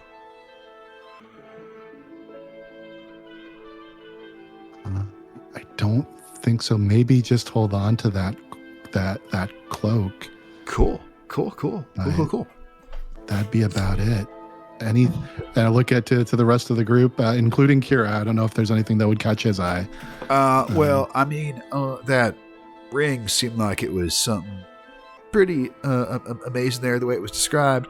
But, you know, I'm sure that's real expensive and all. I don't know if we'd ever have the money for that. But if we had a chance, I think that could be something quite amazing for us to have. I mean, possibly, especially for you, Siobhan, since you're always up close whenever we encounter any sort of violence, you might need that. Or even for Garnet, because, well, Garnet's real evasive, but if in the rare case where something did get her, that could be the kind of thing where she's able to still kind of sneak free. I don't know. It seems like a pretty cool thing. That's the one thing I would say, but... So what did you say? You said it was a ring of resistance, right? Ring of legendary resistance. So what's it resistant to? You know, you fought like boss monsters that have had a legendary resistance where when they've failed a saving throw, I've said they're going to use a legendary resistance. What? That's so cool. Is it like a one-time deal or? So I do you ask him Brixia about it? Well, she can't quite figure out how to gracefully get out from underneath the table. So I think she pretends that she's been looking for a contact. Gets out. Right, you found it.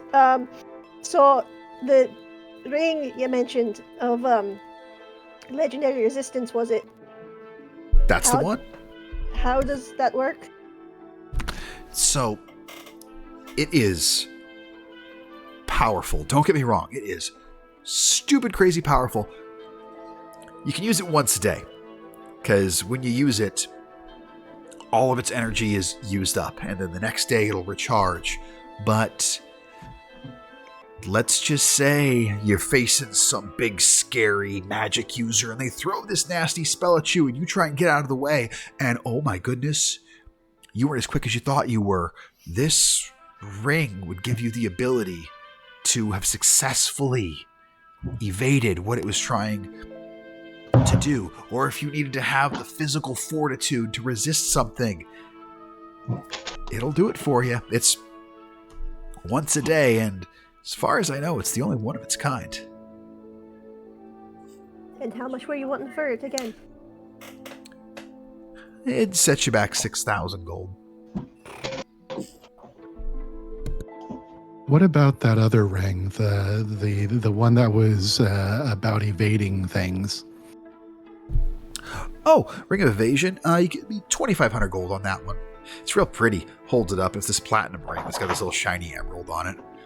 Real cool. It just kind of makes you a little more nimbly bouncy when you're trying to dodge stuff and whatnot. Kind of cool. Thanks, Mr. Bricks. My pleasure. So I'm sure I'll see lots of you again. Bill, I can't wait to chat you up next time. Have the most amazing day. I'll have to come up with some new riddles. I'll see if I can get some tougher ones for you, Bill. I like you. You're smart. Okay.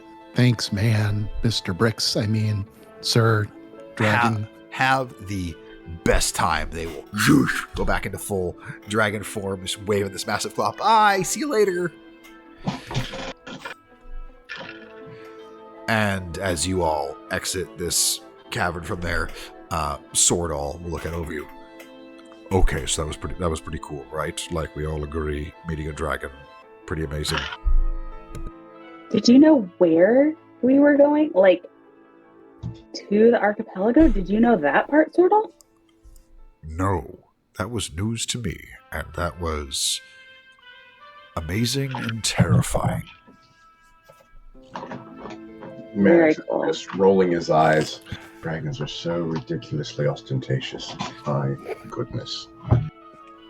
And Kira will speak up. I mean, I know, Manix, like, you would never want to dress in like a flashy way or do anything that drew attention or made you seem, I don't know, like standing out against stuff. That would be totally against the thing you'd want to do. Kira, my good lad, I do believe you have finally grasped the concept of sarcasm. You've been working on it so long. My boy, I am so proud of you. Is there anything else any of you all want to do or try and check out in this city before you go to the next day to get your fancy clothes and go to the theater? I just need to study. Perfect. It's So, exciting being a barbarian. It's just like, what do I need? Nothing. I'm good. No components. yeah, your barbarians are awesome. You just have expensive taste in 6,000 gold piece rings. Yeah, unfortunately, it's like, well, I'll never be afforded that. So I mean, that's a real fun item to introduce you guys to. By the way, that item and that shopkeeper came right here from the Wanderer's Guide to Merchants and Magic from Evantier Games. Back to their Kickstarter. If ever I use third-party stuff on our stream, I always like to make sure, give credit where credit's due. I did not come up with that shopkeep. I did not come up with that item. That came out of this book, and it's actually my favorite item in the whole book. So yeah, now that you guys know that exists, and there is one in the game, I will give that piece away to you all right now. If you end up buying it and you get it, you all can decide who's going to have it. And I'm sure you can make an argument for basically anybody, though now I'm thinking like maybe you'll give it to the cleric to be like, let's make sure our healer Right. it doesn't die. yeah, let's give you a free mulligan. Well, I also already have a free mulligan. Because you're a friggin' half-orc. Yeah, I know. Right. It's awesome. So heading back to Halia's bar, Faded Skies, she'll throw together a little bit of dinner for everybody, a few drinks go around, and everyone's going to get a long rest this Finally. evening. So give yourselves that long rest. If there's any spells, How much downtime do I have outside of the rest? I would say you'd probably have a good between 3-4 hours downtime. Okay. So So 4 hours is enough for a level 2 spell. cool. Okay. Yeah, you would definitely have that much downtime. If we add in the morning, you're probably gonna have another good 3-4 hours in the morning as well. So you're gonna total about 8 hours downtime. So depending on when you get your sleep there, if you go to bed a little earlier or a little later, you'll be able to get your full rest, but still have all the downtime. Okay. And nice breakfast is served. Halia does let you all know that her tavern is going to be open for business that day. So if you don't want to be around people, don't be around there. But I don't know if you all had specific things you all wanted to do on the day. I'll let you think about that for a sec as we go to Manix. While you're sleeping, Oh dear. you find yourself in the void once again. You've been here many times in the void, and you hear the voice of your patron. So, the King of the Hunt is making moves. And as he says this, this is reference to the Earl King. I don't normally go out of my way to throw warnings or anything of the sort to you. However, I felt this was in your best interest to know. Be cautious. Be aware. Don't forget where your loyalties lie.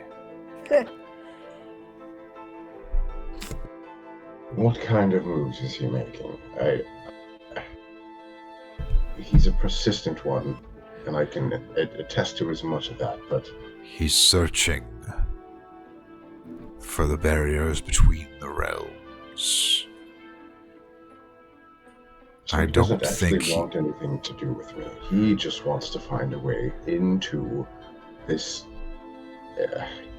is he seeking to make passage between the Feywild and our realm?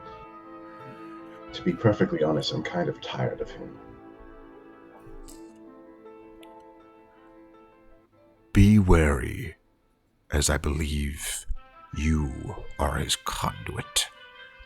You are his connection, which means if he does show up, it will likely be somewhere near you. And seeing as the two of you are not on what I would call speaking terms, I would be cautious. Good luck. And that's the last thing you'll hear from your patron before you wake up. Oh, splendid. I love dearly so much being a plaything of the gods. Where's my coffees? But I was like, a 2-for-1 possible episode titles: Plaything of the Gods and Where's My Coffees? And not long after you wake, Mannix, Kira provides you with a coffee, and coffee is... he does his best to keep an eye open for you. Yeah, I don't know if there's anything any of you all wanted to do before getting on towards the theater. How familiar is Kira with everything regarding the Jarl King and Mannix's patron? Kira is only as familiar with your patron of the Great Old One, or as the Old Man, as you know him, with as much as you've said. You've kept a lot of the Earl King stuff as close to your chest as possible. The only thing that Kira knows is kind of what everyone else knows. What little information you shared about, as a child, that you were tempted to the Earl King's domain, and you didn't go for whatever reason, and for some reason, he still has his gaze in your direction. This information that you revealed after you all fought that emissary of the Earl King. So yeah, Kira knows a little, but not a lot. And not to be deliberately non-specific, but I will tell Kira as much as I think that he needs to know. Okay, cool. And since Jordan's not here, you and I, we can suss that out to figure out exactly what that is. Anything for the rest of you prior to getting your clothes and the theater? Siobhan would... she's not here right now, but Siobhan would be working with Garnet. Oh, no, you are. You're back. Hello. To, actually put some makeup on. And needs help, because... yeah. Garnet would be absolutely happy to help. I think Garnet would spend the morning just walking the city in a nondescript disguise, trying to hear more about what might be going on. If any more weird shit happened yesterday after the Hallowkeeper incident. Yeah, and she might find herself back with the denizens at some point. It doesn't have to be today if it doesn't take her there, but she's really trying to think about other more underground ways to find out information, since the library had some information but went a little south. Cool. Just give me a perception check as you kind of wander about.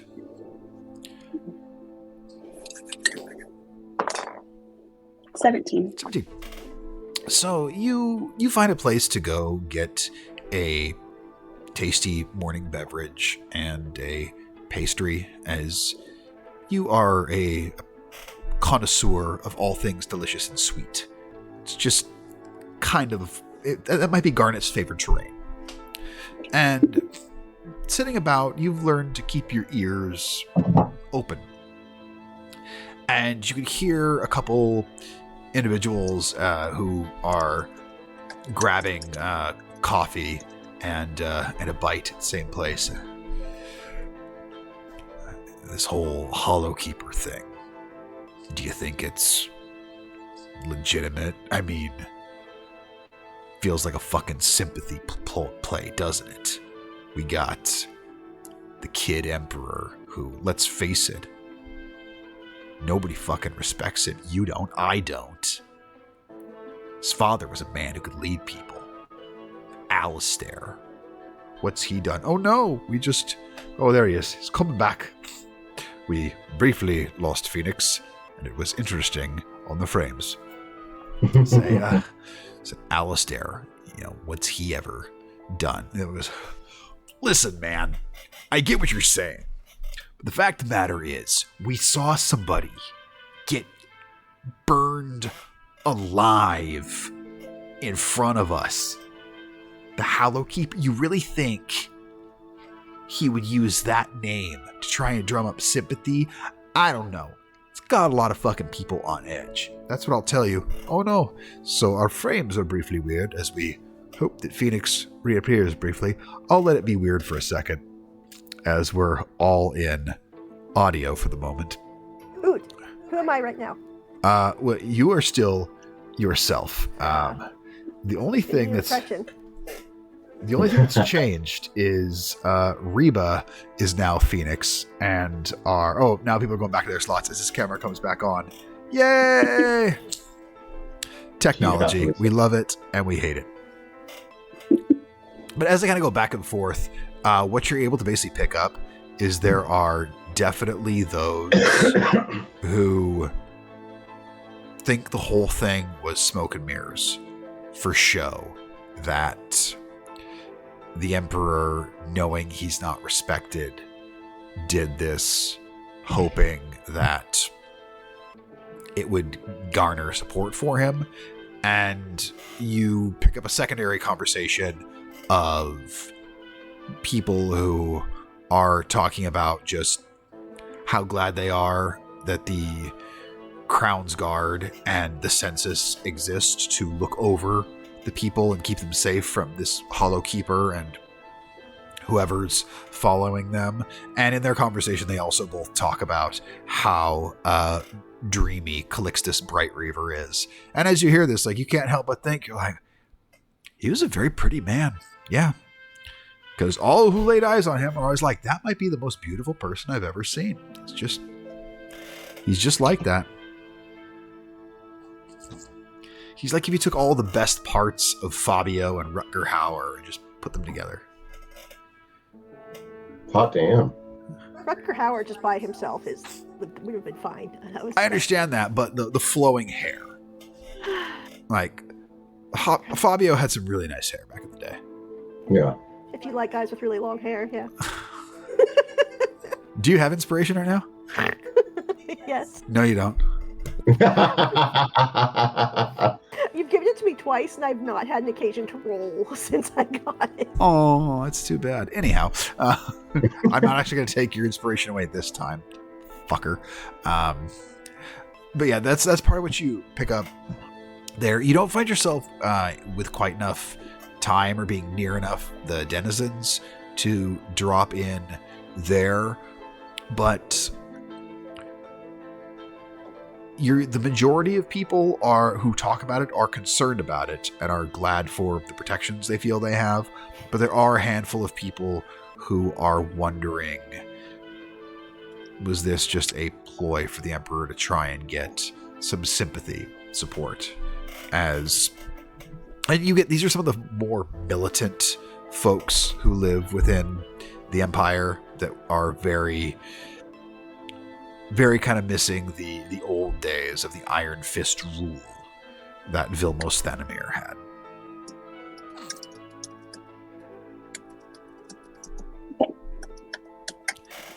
Anything for the rest of you?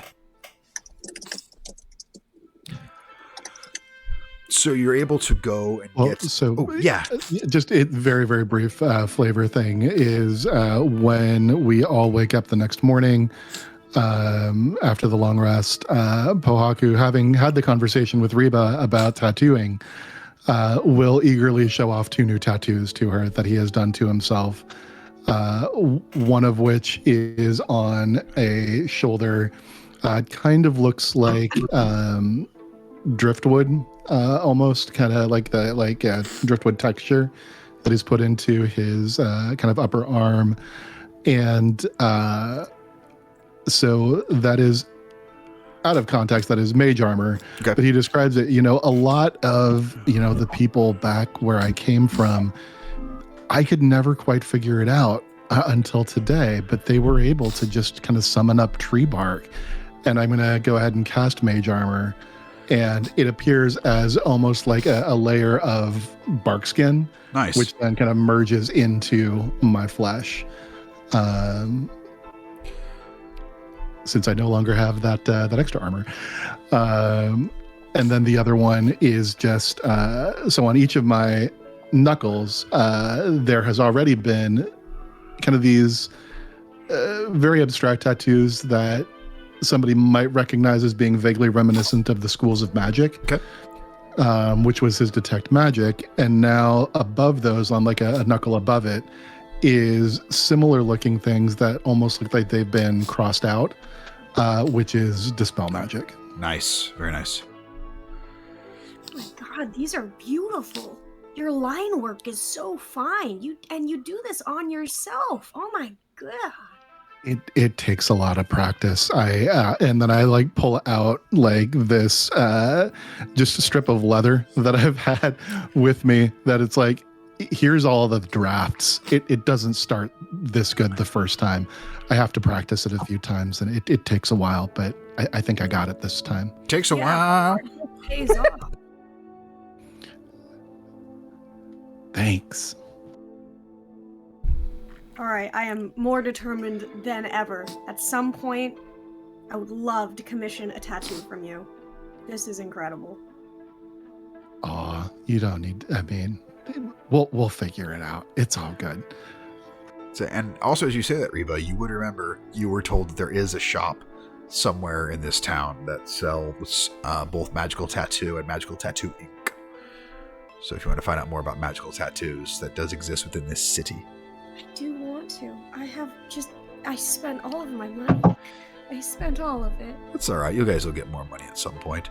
But you're able to go and get all of your incredible fancy clothes from Tim Gunn.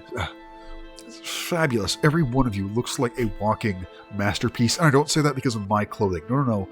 You are the masterpieces, and I am simply helping sign the painting. That is my role in all of this. Enjoy the show tonight. I'll probably see some of you there. My goodness, Mannix showed them the best time. I know he will. He's such an incredible host. He's such a gracious man. And you all have just clearly the best taste in friends. I need to get along so I can get to dinner, but enjoy yourselves and good day. And as each of you try on your garments, they all just fit perfectly. Yes, did you have something? You were trying to say something to him before that, Phoenix? Oh no, I was just giving him. Oh, okay, I just wanted... because reasons that yes. And yeah, all of you just kind of can't believe how well everything fits, with the exception of Mannix. You're not surprised how well it all fits. And the one thing that he had for you for this new outfit you're wearing, Mannix, you weren't quite ready for this, but it's pretty friggin' awesome. It is a whole new suit, these incredible shoes, gold-plated on them, as well as a, this very fancy boutonniere that has your family crest on it, and then this overcoat. It is ostentatious to the level of one of Ric Flair's robes, of just this amazing, and where like the feathers would line the inside, it is this like illusion of opalescent flame along the entire inside track, or along with the lapel of the coat would be. My friend, I never doubt you. I want to preface this statement by saying I never doubt you. But once again, you have outdone yourself. I am not sure how long you can keep this streak going, but by my estimation, it will go in perpetuity for all eternity. Many thanks. Fifi. You are going to be visible to the gods. That's amazing, Phoenix. Oh god. Now I gotta get me one of them title belts. Yeah. You gotta ask Pahaku about that. Yeah, I'm sure that'll go. Well, He's nice. He'd probably be like, yeah, you can wear it. You probably would. So a short time later, as all of you Sans Kira arrive at the Celestial Assembly Hall, this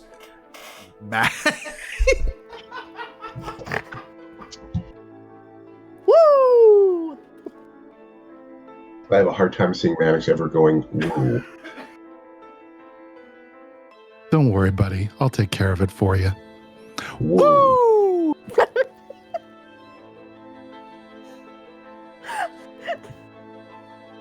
That's what friends are for, Mannix. I was not ready for all of that. That was my own fault. My own fault. I'm the one who made the reference, and I should know better about what Phoenix is going to make happen. What's great is I can see what Phoenix's frame looks like for the recording itself, and Ric Flair has been in the frame for both of them, so they were perfect backgrounds on both. So this towering theater that the entire building looks, from the exterior, looks to be made of just this shimmering crystal, and it's opaque, and as you gaze in through these massive double doors, you can just see this, massive, what looks to be velvet carpet going up into these incredible tapestries on all sides, stained glass windows of the entire lobby. And as you all approach, one of the staff, they go to stop you to just check for tickets, and they see Mannix and this middle-aged gentleman. Oh, Lord Saul, of course, opening night, of course you're here. I assume these are your guests for the evening? Yes, this is them. Well, most delightful. You obviously know your way inside. Welcome all, and guests of the House of Soul are guests of ours. We thank you again for your family's generous donation to our theater, and we do so gratefully hope that your kindness will continue for years and years to come. Thank you kindly. As always, your discretion is appreciated. Now, I will say for all of you, as you go past the main door and you go to the foyer, there will be a rather large, half-giant individual who briefly stops you and is like, right, gonna need you to check your weapons in a personal locker before you go into the actual theater space. Standard for everyone. Please and thank you. And you can see. I'm just gonna look up. Yep. People bring weapons to the theater? Well, you get a lot of people who, they have fancy blades they want to be seen about with. Most folks have no idea how to use them, I don't assume, but prefer to make sure nothing's brought inside. Oh. And they just give you these fancy family heirloom weapons? Oh, of You must course. have really good security. Of the best, of course. No, I wouldn't say just give. Like they're, locked in individual lockers that have, individual keycard entries. We make sure best of the best. Interesting. Okay. I'm so glad to know that security is of utmost importance to you.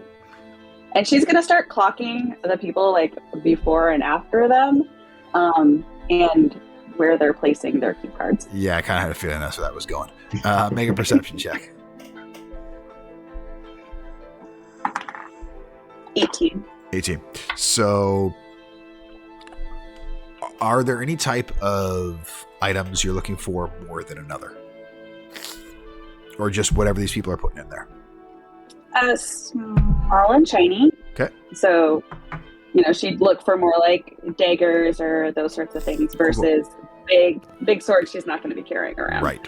So the individuals before you, theirs aren't so much of an interest as it is this Minotaur gentleman, very, very similar in build to Bancroft way back when, who gives over this massive great axe. It's very ornate. Like both of the bearded blades on it have this incredibly detailed filigree on it. You're not quite sure.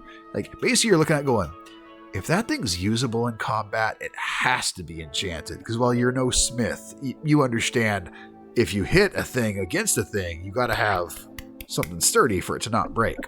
But you're also looking going, it is a huge great axe. Even if you were able to pilfer it, you have no idea how you'd get it out of this place. The folks after you, however, you do see this this elvish woman who she takes this very, very ornate jeweled dagger and places it into a box. She takes her key lock and puts it up the interior sleeve of her. This is a very long sleeve dress. Kind of puts up that interior sleeve there. Garnet will, as the others are checking their weapons, just kind of nod to the guy and, nothing here, and slip into the crowd to follow her. Cool. I have a question. Yeah. Oh, sorry. Oh, go ahead. So as we're being asked to surrender the weapons, so the dagger, the petrified wood dagger, Yeah. is attuned to me. If Yep. I surrender this, am I breaking attunement?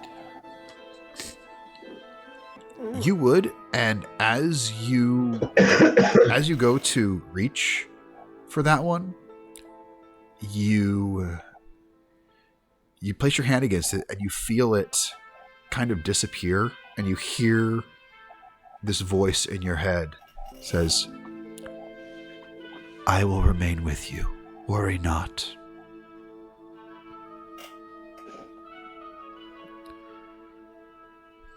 Okay. I whisper out loud.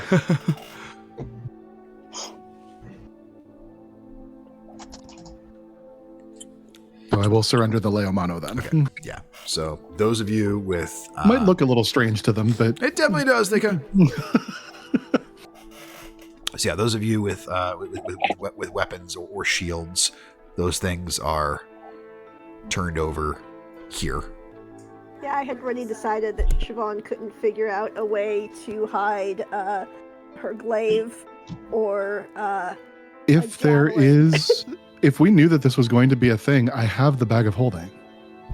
You would know it's going to be a thing. So if any of you would rather have your stuff put into said bag of holding, you can. I'll go ahead and just drop the Leomano in there then. Cool. Yeah. I'll have my shield stashed there. My yeah, crossbow. and yeah, my Cool. glaive too. So please. you could assume that you guys actually do have all your weapons at hand. Like you have the bag of Here. holding. take this stuff off, though, just in case. And yeah, this place is just vast and palatial. And as you're kind of stepping away from the where all this stuff is being checked, let's see here. Well, I don't like that reduced armor class one bit. No, I'm sure you don't.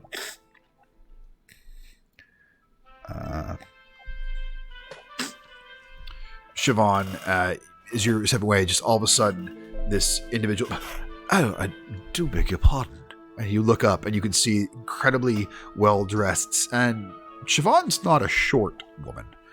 But this guy stands almost half a head taller than her. You can see just this very ornate suit that he's wearing. Incredible stitching on it. Comes back into long flowing coat with tails, and you're looking up and you know instantly this is a water genasi. You are looking at it. It says, my humblest apologies. I wasn't watching where I was stepping. I'm sorry for being so rude. Does he look like Dorian? Because I'm picturing Dorian. Dorian was an air genasi. Okay, but is he hot? He's a very, very attractive man. Okay. Like, has sort of a slight Errol Flynn mustache to him. Very strong jawline, hair swept back, falls to about his jawline. This Erebus tide of house tide. And to whom do I have the pleasure of making acquaintance? Siobhan, see, she isn't wearing her sunglasses either because she didn't feel like she could get away with it. So she's like trying very hard to be cool. It's going as well as it usually does. Yes. Is Vitara? Vitara is my name. I'm of the no place. I mean, Ruby's Crossing. My name is Vitara. Nice to meet you. I'm acting the flustered so well that I forgot to be Irish. You're from the Crossing. Delightful. Haven't been there in some time. Oh, and Phoenix is froze again and looking off in the distance. Yeah, he's reading. Oh, I can kind of see where it shows up. Our screens will go silly for half a second, but that's okay. Well, it is sincere. Do you journey all this way just to see the newest work of Sir Rattlepike? No, it was a coincidence that I was happened to be here and got the opportunity to come. I'm here in town for a friend's birthday. Oh, goodness. Most delightful. And was your friend the individual who brought you here to the theatre, then? No, he wasn't able to come. He's catching up. He's been away from home. No, he's not here. Oh, dear shame. If I may be so forward in asking, where are you seated this evening? The Soul family box. Oh, goodness, you are friends of House Soul, you say? I said I was sitting in the box. It's cocked. Okay.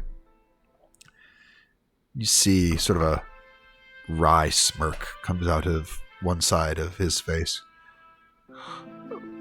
Would it be overly forward of me if I offered to buy you a drink while we continue our conversation? No, that would be lovely. One moment. I don't wish to realize that I'm like, I don't want to alarm my friends, and I turn to see if they're welcome to join if you wish, or we can continue our conversation privately. Either way, it is completely your choice. And Vitara of the Crossing. Well, she's looking at him, and then in her head is contacted Garnet, not Garnet, Reba, to be like, help, please help. Dead sexy man, could be dangerous, don't know.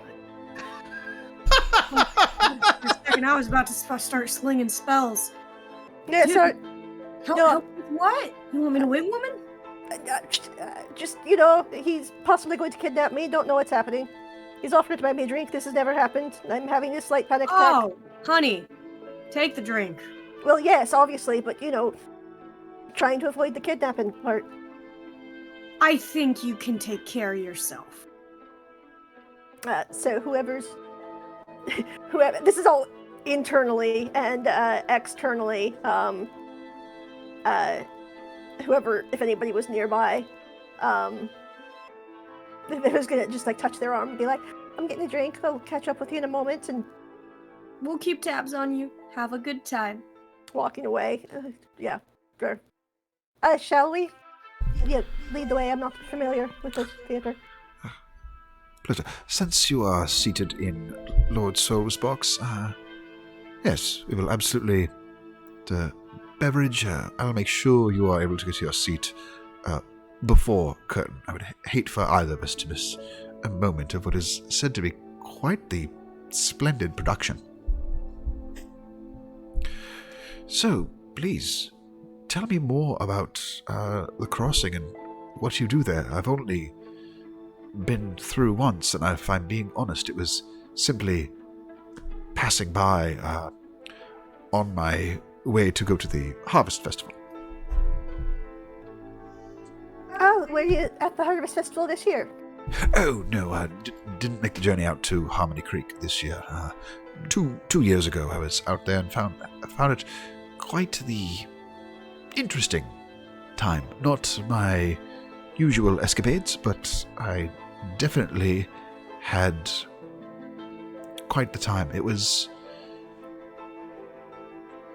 found the Vagabond Assemblage a lovely place to go for a ride. Wonderful place to be on horseback and clear one's head. So Siobhan is getting her shit back together now and would like to, slightly, and would like to kind of be like, all right, what's this guy's deal? Yeah, because literally, Prince Charming, handsome man has not ever, she's not understanding this pretty moment, and it's not making sense to her, so she's just like, what is happening right now? Sure, make an insight check. Okay. And that's bad, so I'm gonna use that fucking inspiration that I've had forever, please. That's better. That is a 21. 21. So you're listening for every word he uses, the way he chooses them, where he pauses, exactly what he says, and you're starting to think he didn't bump into you by accident. Damn it. Okay. Like, ooh, that's a good roll. You're not getting anything sinister off of him. You're not even sensing a pure ulterior motive, for lack of a better term. The one thing you're pretty sure of, though, is that there are 2 things you're sure of.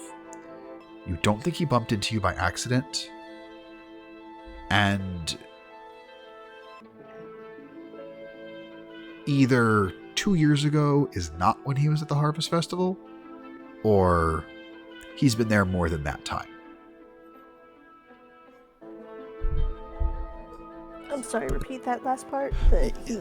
You don't think he was being completely honest when he said he went 2 years ago. You're like, maybe you did, but if you did, that's not the only time you went. But you don't think that piece was entirely honest, as in, you don't entirely believe he wasn't there this year.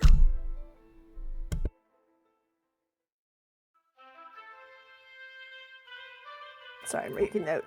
Of course. And I missed his name because I was too busy being secondhand embarrassed. His name is Erebus Tide. Erebus. Last name Tide. Tide. Of the House Tide.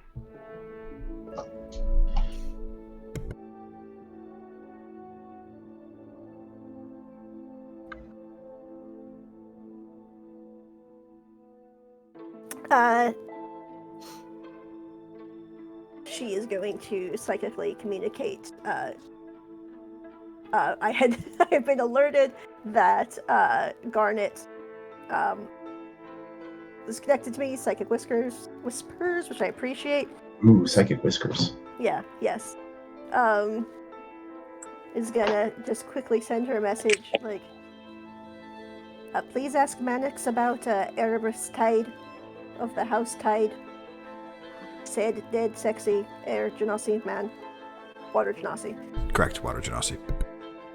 And it says, out loud to Erebus, says, oh, well, if you've been to the, if you've been to the, no, the question was, what do I do? It's like, oh, well, my work in the Crossing actually brings me often to the fest. I work at a smithy. Fascinating. You're a smith by trade, then?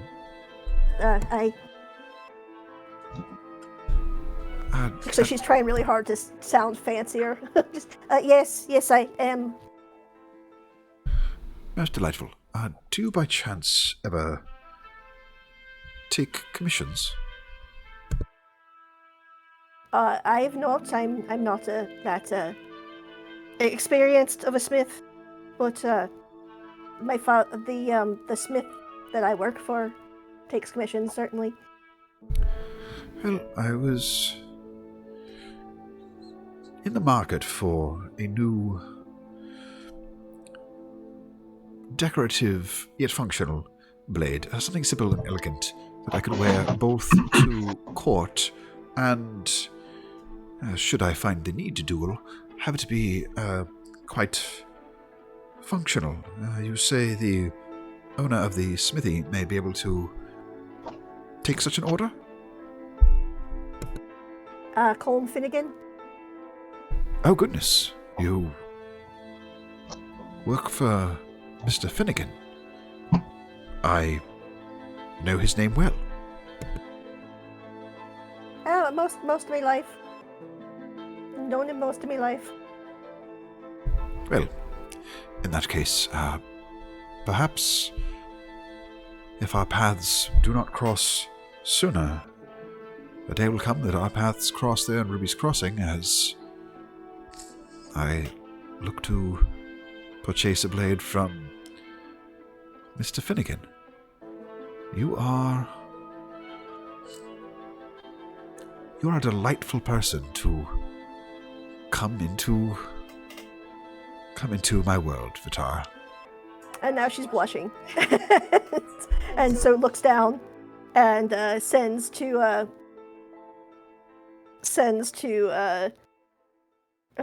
Garnet, or says to Garnet, right, he's full of shit. We need to figure out what it is he actually wants. Have we gotten to the bar by this time, or? Oh yeah, we've gotten there, and it goes,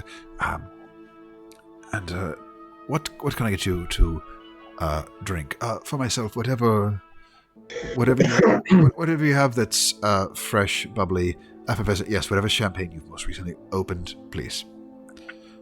And for my companion, whatever you like.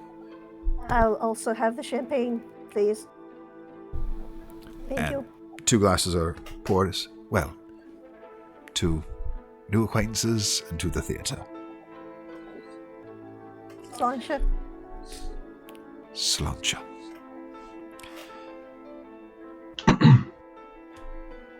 And then, how about the rest of you? Or Garnet, are you just kind of keeping your eyes on the situation? I mean, Garnet is definitely looking for some easy opportunities, including that key card. Yeah, and she's probably going to try to separate herself from the group, and just blend in and not be seen. She's also going to kind of be looking out for Castian or anyone else that seems like they might be looking for her or her party. Okay. Give me a perception check. That's a natural 24, 20. Okay. Natural 20. You see a few things. You definitely spy some people that are easy marks to be separated from their money, including the individual, the woman with that key card. She kind of gestures wildly as she speaks. The way her hands kind of hang at her sides, you feel like, if it's in that sleeve, you think you could probably get it. As far as any of the individuals who might be looking for you in your party, you don't see Castian. The individual you do see, as they stand out like a sore thumb, the Warforged companion of Castian that you all briefly met at the mines, who went by the moniker of Me Am I. You do see them. They don't have a posture, because with a natural 20, they don't have a posture about them like they are searching for or hunting anyone. You assume they're just here to see the show, but you do unquestionably notice them, and you do remember them. But you also remember they are part of Castian's crew, so that part does click in your head. So I do make sure that Reba, Siobhan, and Kohaku have that information so they can look out to avoid said individual. And then, I definitely want to relieve some folks of their stuff. Love it. Give me a sleight of hand check.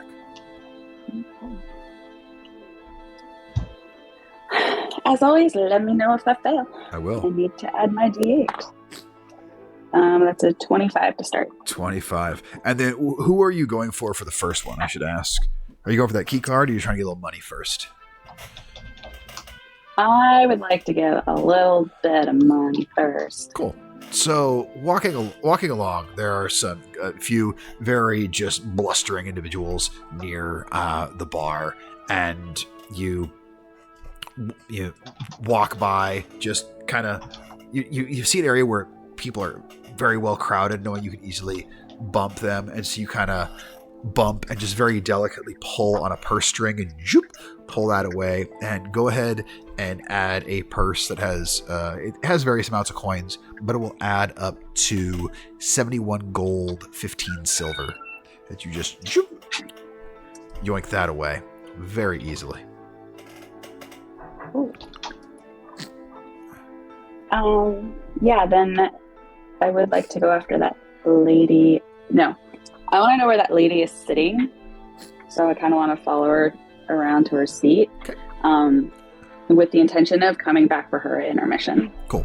So you're able to pretty easily watch where someone goes when they're going to sit. I'm not going to make you make a full check for that.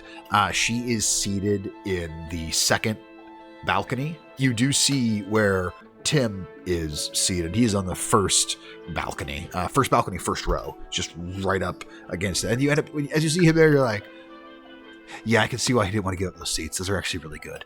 But yeah, you do see her up in the second balcony, and the lights briefly dim once, and you can see people starting to maneuver towards their seats. And there's been information about where the lights will dim once at about 15 minutes to curtain, and they will dim twice at 2 minutes to curtain.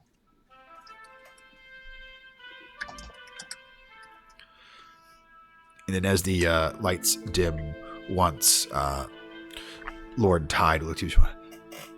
I've had the most delightful time. I don't want you to be late getting to your companions. Is there a chance you may wish to continue conversation after the show, or shall we leave things up to fate? Oh, I don't know that we have plans for after the show, but, well, rather, I don't, I think where we were planning to go is, probably not quite, grand enough for your taste. Oh, well.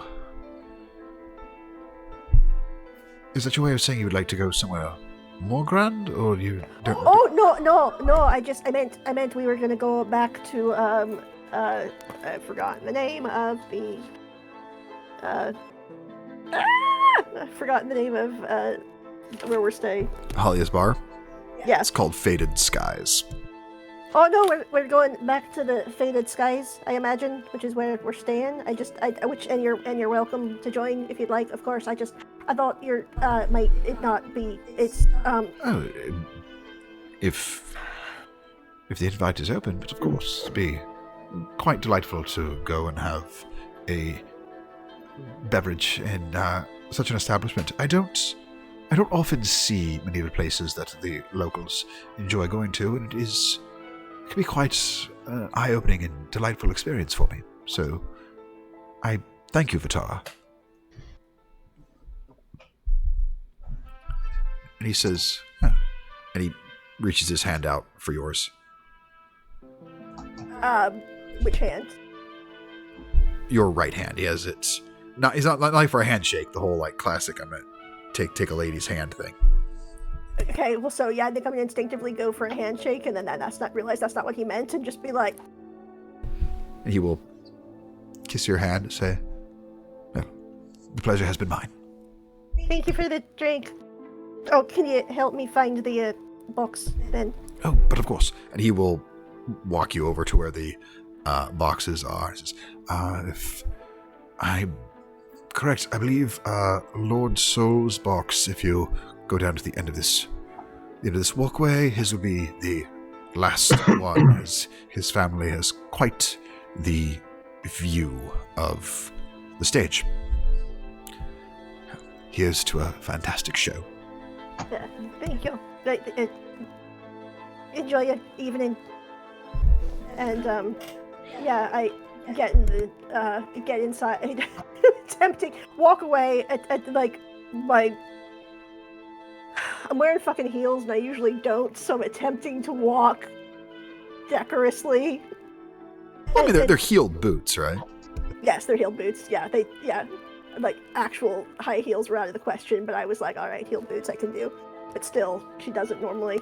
Usually freaking lug sole, probably. So it's like just trying very hard to walk away decorously and not blush. Just be like, nope, or to the eyes, keep it together. Right. Keep it Siobhan, together. make a charisma saving throw. This Shit. is saving against blushing. Oh, okay.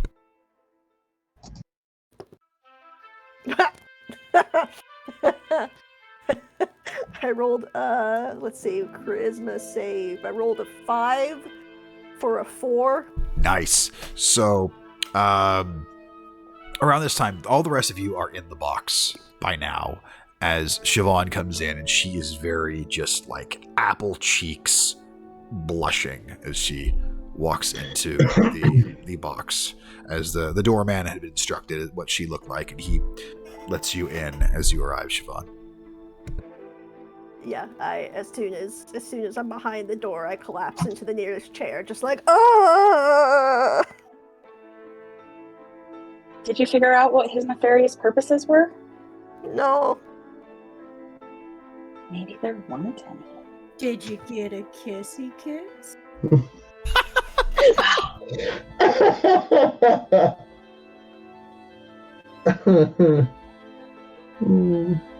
Siobhan, do you need a makeup touch-up? But no, I spent 5 minutes with him, and I didn't. He just kissed. I mean, like the powder. Oh, 5 minutes is plenty of time in my experience. it's well, A of all, I'm a lady, and B of all, I think he wants something, and I don't know what. And I was trying to, ascertain, and I didn't do a very good job because mostly I was just trying not to, glow. What? Are you sure he doesn't just want you? You know that's an option, right? Yeah, no, I don't think he. I think he bumped into me on purpose, but not with the. I don't think it was an. Siobhan, that's called flirting. No, he didn't seem like he was being honest about the festival. He said he'd been to. I'm like, Jamie's forgetting all the words, but we're just gonna go for this. It's like Siobhan too has forgotten where she lives.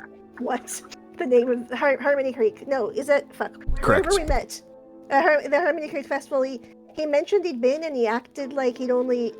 I don't know. There was something dodgy about it. He acted as if. He'd not been in some time, but I don't know. There's something about the way he said it. I didn't feel like he was being honest, and there's no reason to lie about that. Yeah, no, it's good to follow your gut in that sort of situation. And I accidentally invited him back to Hollies, forgetting, of course, that I don't think Hollies is actually open because, she's here. And turned her, sorry. Holly, I panicked. No, don't worry about it. I got folks running the place while I'm here. I get a night off every now and then. I would not miss this show for the life of me. Don't worry about it. It's fine. There'll be folks there. And yeah, more merrier. We'll have the drinks flowing when we get back there. I'm super excited to get back there because I can't wait to talk about being an opening night for a Rattlepike show. I still can't believe, and as she's midway through this sentence, you all hear a slight commotion from just outside the box, and you can hear the doorman of, no admittance unless you're invited by the owners of this box. And you all hear a voice you recognize. I understand what you're saying, but I have people in there that I know. And you all recognize the voice of Castian. And look, Lord Soul, there's a very pushy gentleman here who thinks they deserve admittance to your private box if you'd like to have a brief word with them. All right, who might... And from there, can Mannix see who it is? Yeah, you're able, as you rise from your seat and you walk over and you meet eyes with Castian Oloro. Lord Soul? Ah, Castian. To what do we owe the honor of your presence? I didn't realize you had so many guests with you here this evening, and... Why would you? Just so many faces that I recognize, and... No! Who let him in? He hasn't come in. He hasn't come in yet. Okay. He hasn't come in. Sorry, It's panicked. No, it's like so many faces that I've recognized in places I've been, and your presence is one of the ones that keeps coming up, and I know that Kira is supposed to be keeping an eye on you, and I just wonder, is he accompanying you this evening? Well, the lad is of age now, so his comings and goings are his own business and hardly your own. I suggest you let me come in and join your companions. I need you to make a charisma saving throw. Ooh, actually, let me check what's it. Seeing this at all, or What's that? are the rest of us seeing what's happening? Make a perception check. Yeah, I want to make one too. Reba, you're definitely clocking this. Let me see which save. Let me see which save you're making on this, Mannix. I got to double check the spell. That's 7. That's a 7 on perception from Pohaku. Now, Paku's really taken in with this entire building. Garnet's trying to hide. Okay. But Reba, you're able to very much clock it. No, this is a wisdom save, Mannix. Oh shit.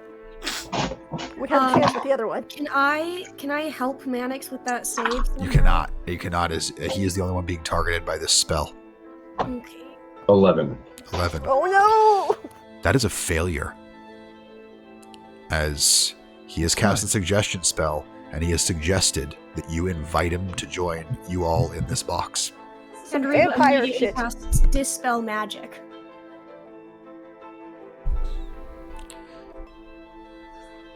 Do I clock that he's casting a spell? Yeah. I mean, you would clock it before you had to make the save. Like, are you asking in terms of like counterspell? Yeah. You could counterspell this. Yeah. Counterspell.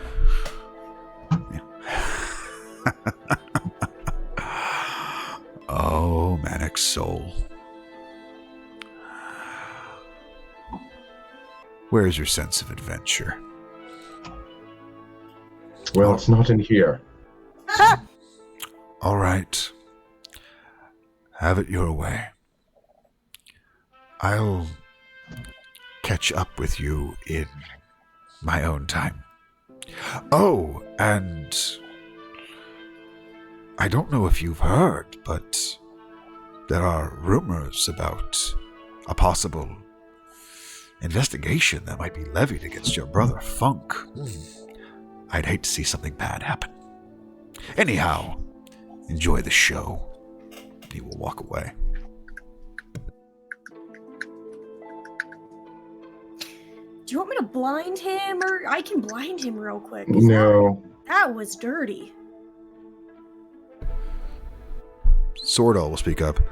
I wouldn't cross him more than is necessary, but that has me. He crossed us first. He Uneasy. tried to cast a spell on Mannix in Mannix's own family box. I'm aware.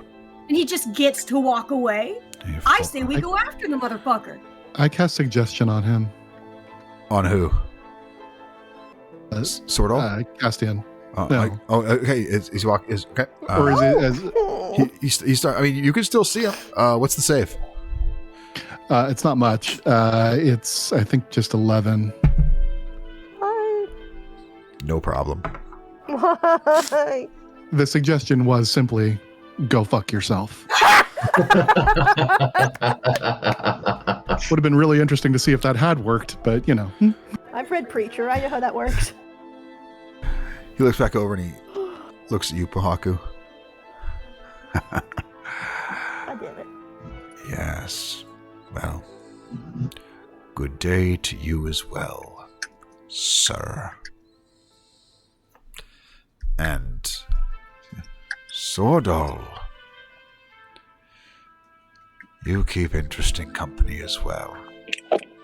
Why is he seeing us? Well, Sordal stood up and started having conversations. There's a small, doorway that was open for this conversation to happen for him. He hasn't seen most of you. He hasn't seen Siobhan. He hasn't seen Okay, Garnet. He hasn't seen Reba. He hasn't seen Halia. But, All the ladies are just back against the wall. yeah. And he's going to continue to turn and walk away. Sordal's going to continue to Reba. I hear what you're saying. However, I would not suggest bringing about violence toward the top-ranking members of the census within the capital city of the Thanamirian Empire. I don't care who did what first. It will not go well for you. Mannix speaks up. Dear Castian, do me a favor. What is that? Enjoy the show.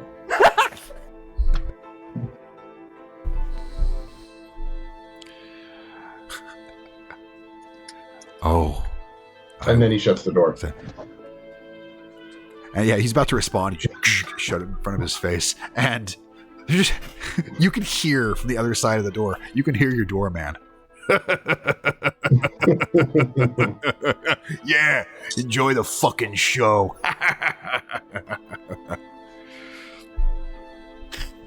So, Siobhan is, he'll be unsurprised to hear, panicky. And, this is the first barbarian ever to have anxiety disorder within the Hall of I look around. I don't see Siobhan. I immediately start looking under chairs. No, she's against the wall and is very quietly saying, "He is exactly what I thought that they were all going to be like. He tried a spell in the middle of public on a member of the nobility with no fear. He knows that there's no fucking repercussions. No, there's nothing we can do right now. Clearly. Oh. And it's just gonna make it that much more delectable when we kill him. Just focus on the good part. Sordal looks to you, Siobhan, and he waits until your eyes meets his, and you watch as he very deliberately reaches up on the lapel of his coat where he's wearing his insignia of the census. He deliberately removes it. He puts it away in a pouch. I think the time for that, its usefulness, might just be reaching an end.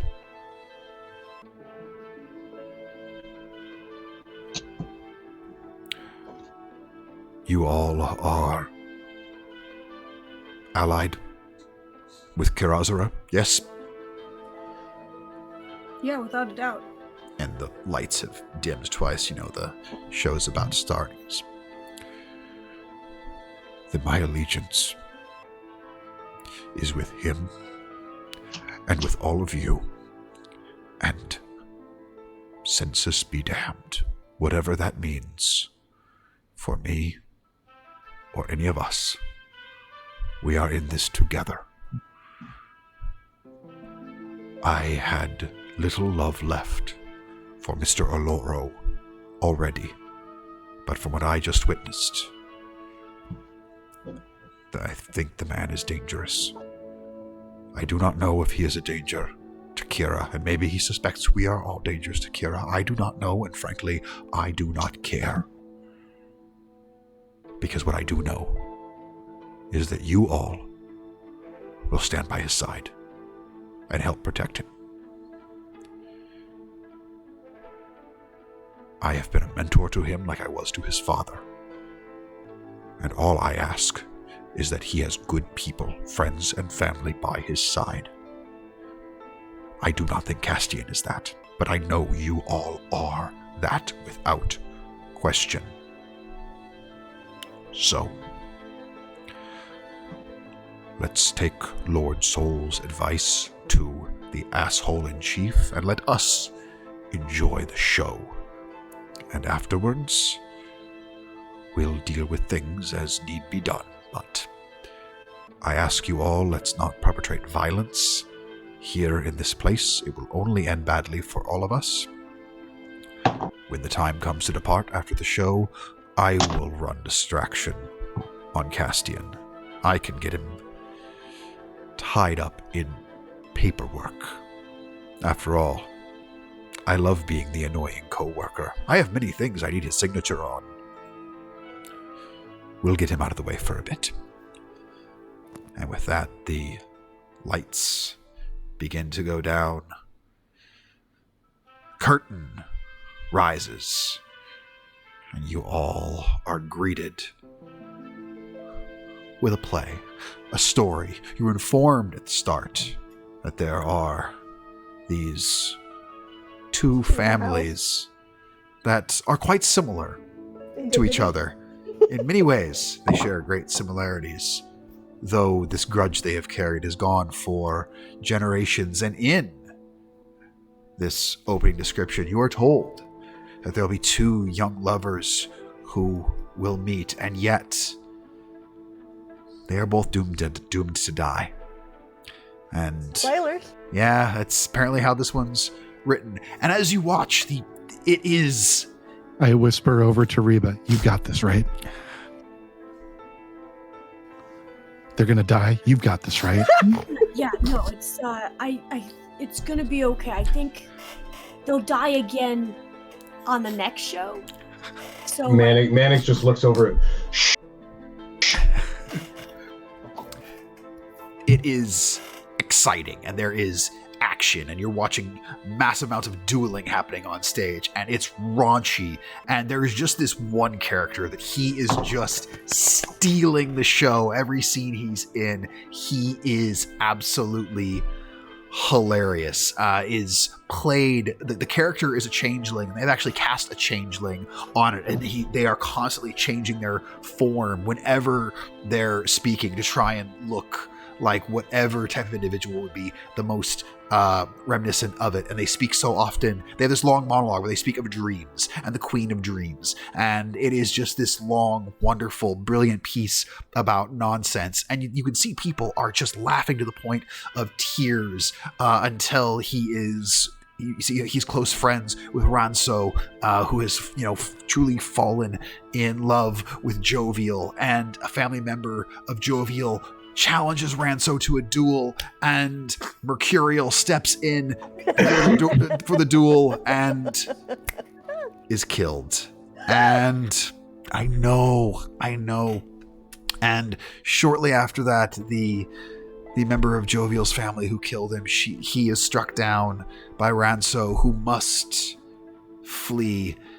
And at that point, we hit intermission, and we will pick up from there the next time we play to the second half. What's that? Well, I know what the heck just happened. It was a bloody romantic comedy until the funny one got stabbed. Mannix is just unabashedly applauding and just... I did not see that coming. Oh my goodness. Rattlespike has struck again. Brilliant. They'll resurrect him in the second half. It's all right. It's fine. And so with that, we will pick up. We'll pick up with that next time, as you guys will find out what happens in the second half of the show. Though we may go through it very quickly, as well. I don't want to give away how the whole thing completely ends yet. Who knows? But yeah. Thank you guys for even more of this insanity that I get to drag you through and all of that. And next time we'll have Jordan back so we can have our regular tech. There were a couple times where the whole screen blanked out on all of us as I was either opening or closing a tab on something. It was great. I can't wait to watch the playback. But that's for then. Thank you for also joining us, Nathan, when I know you're not feeling well. And thank you, Phoenix and Tanya, for truly dressing up for the theater. It was glorious. We'll get back to the theater next time. We'll see what's going on with Castian Aloro and who is this Erebus Tide and what's going on in their minds. That's for then. We're us, you're you, and next time we'll find out what chaos awaits.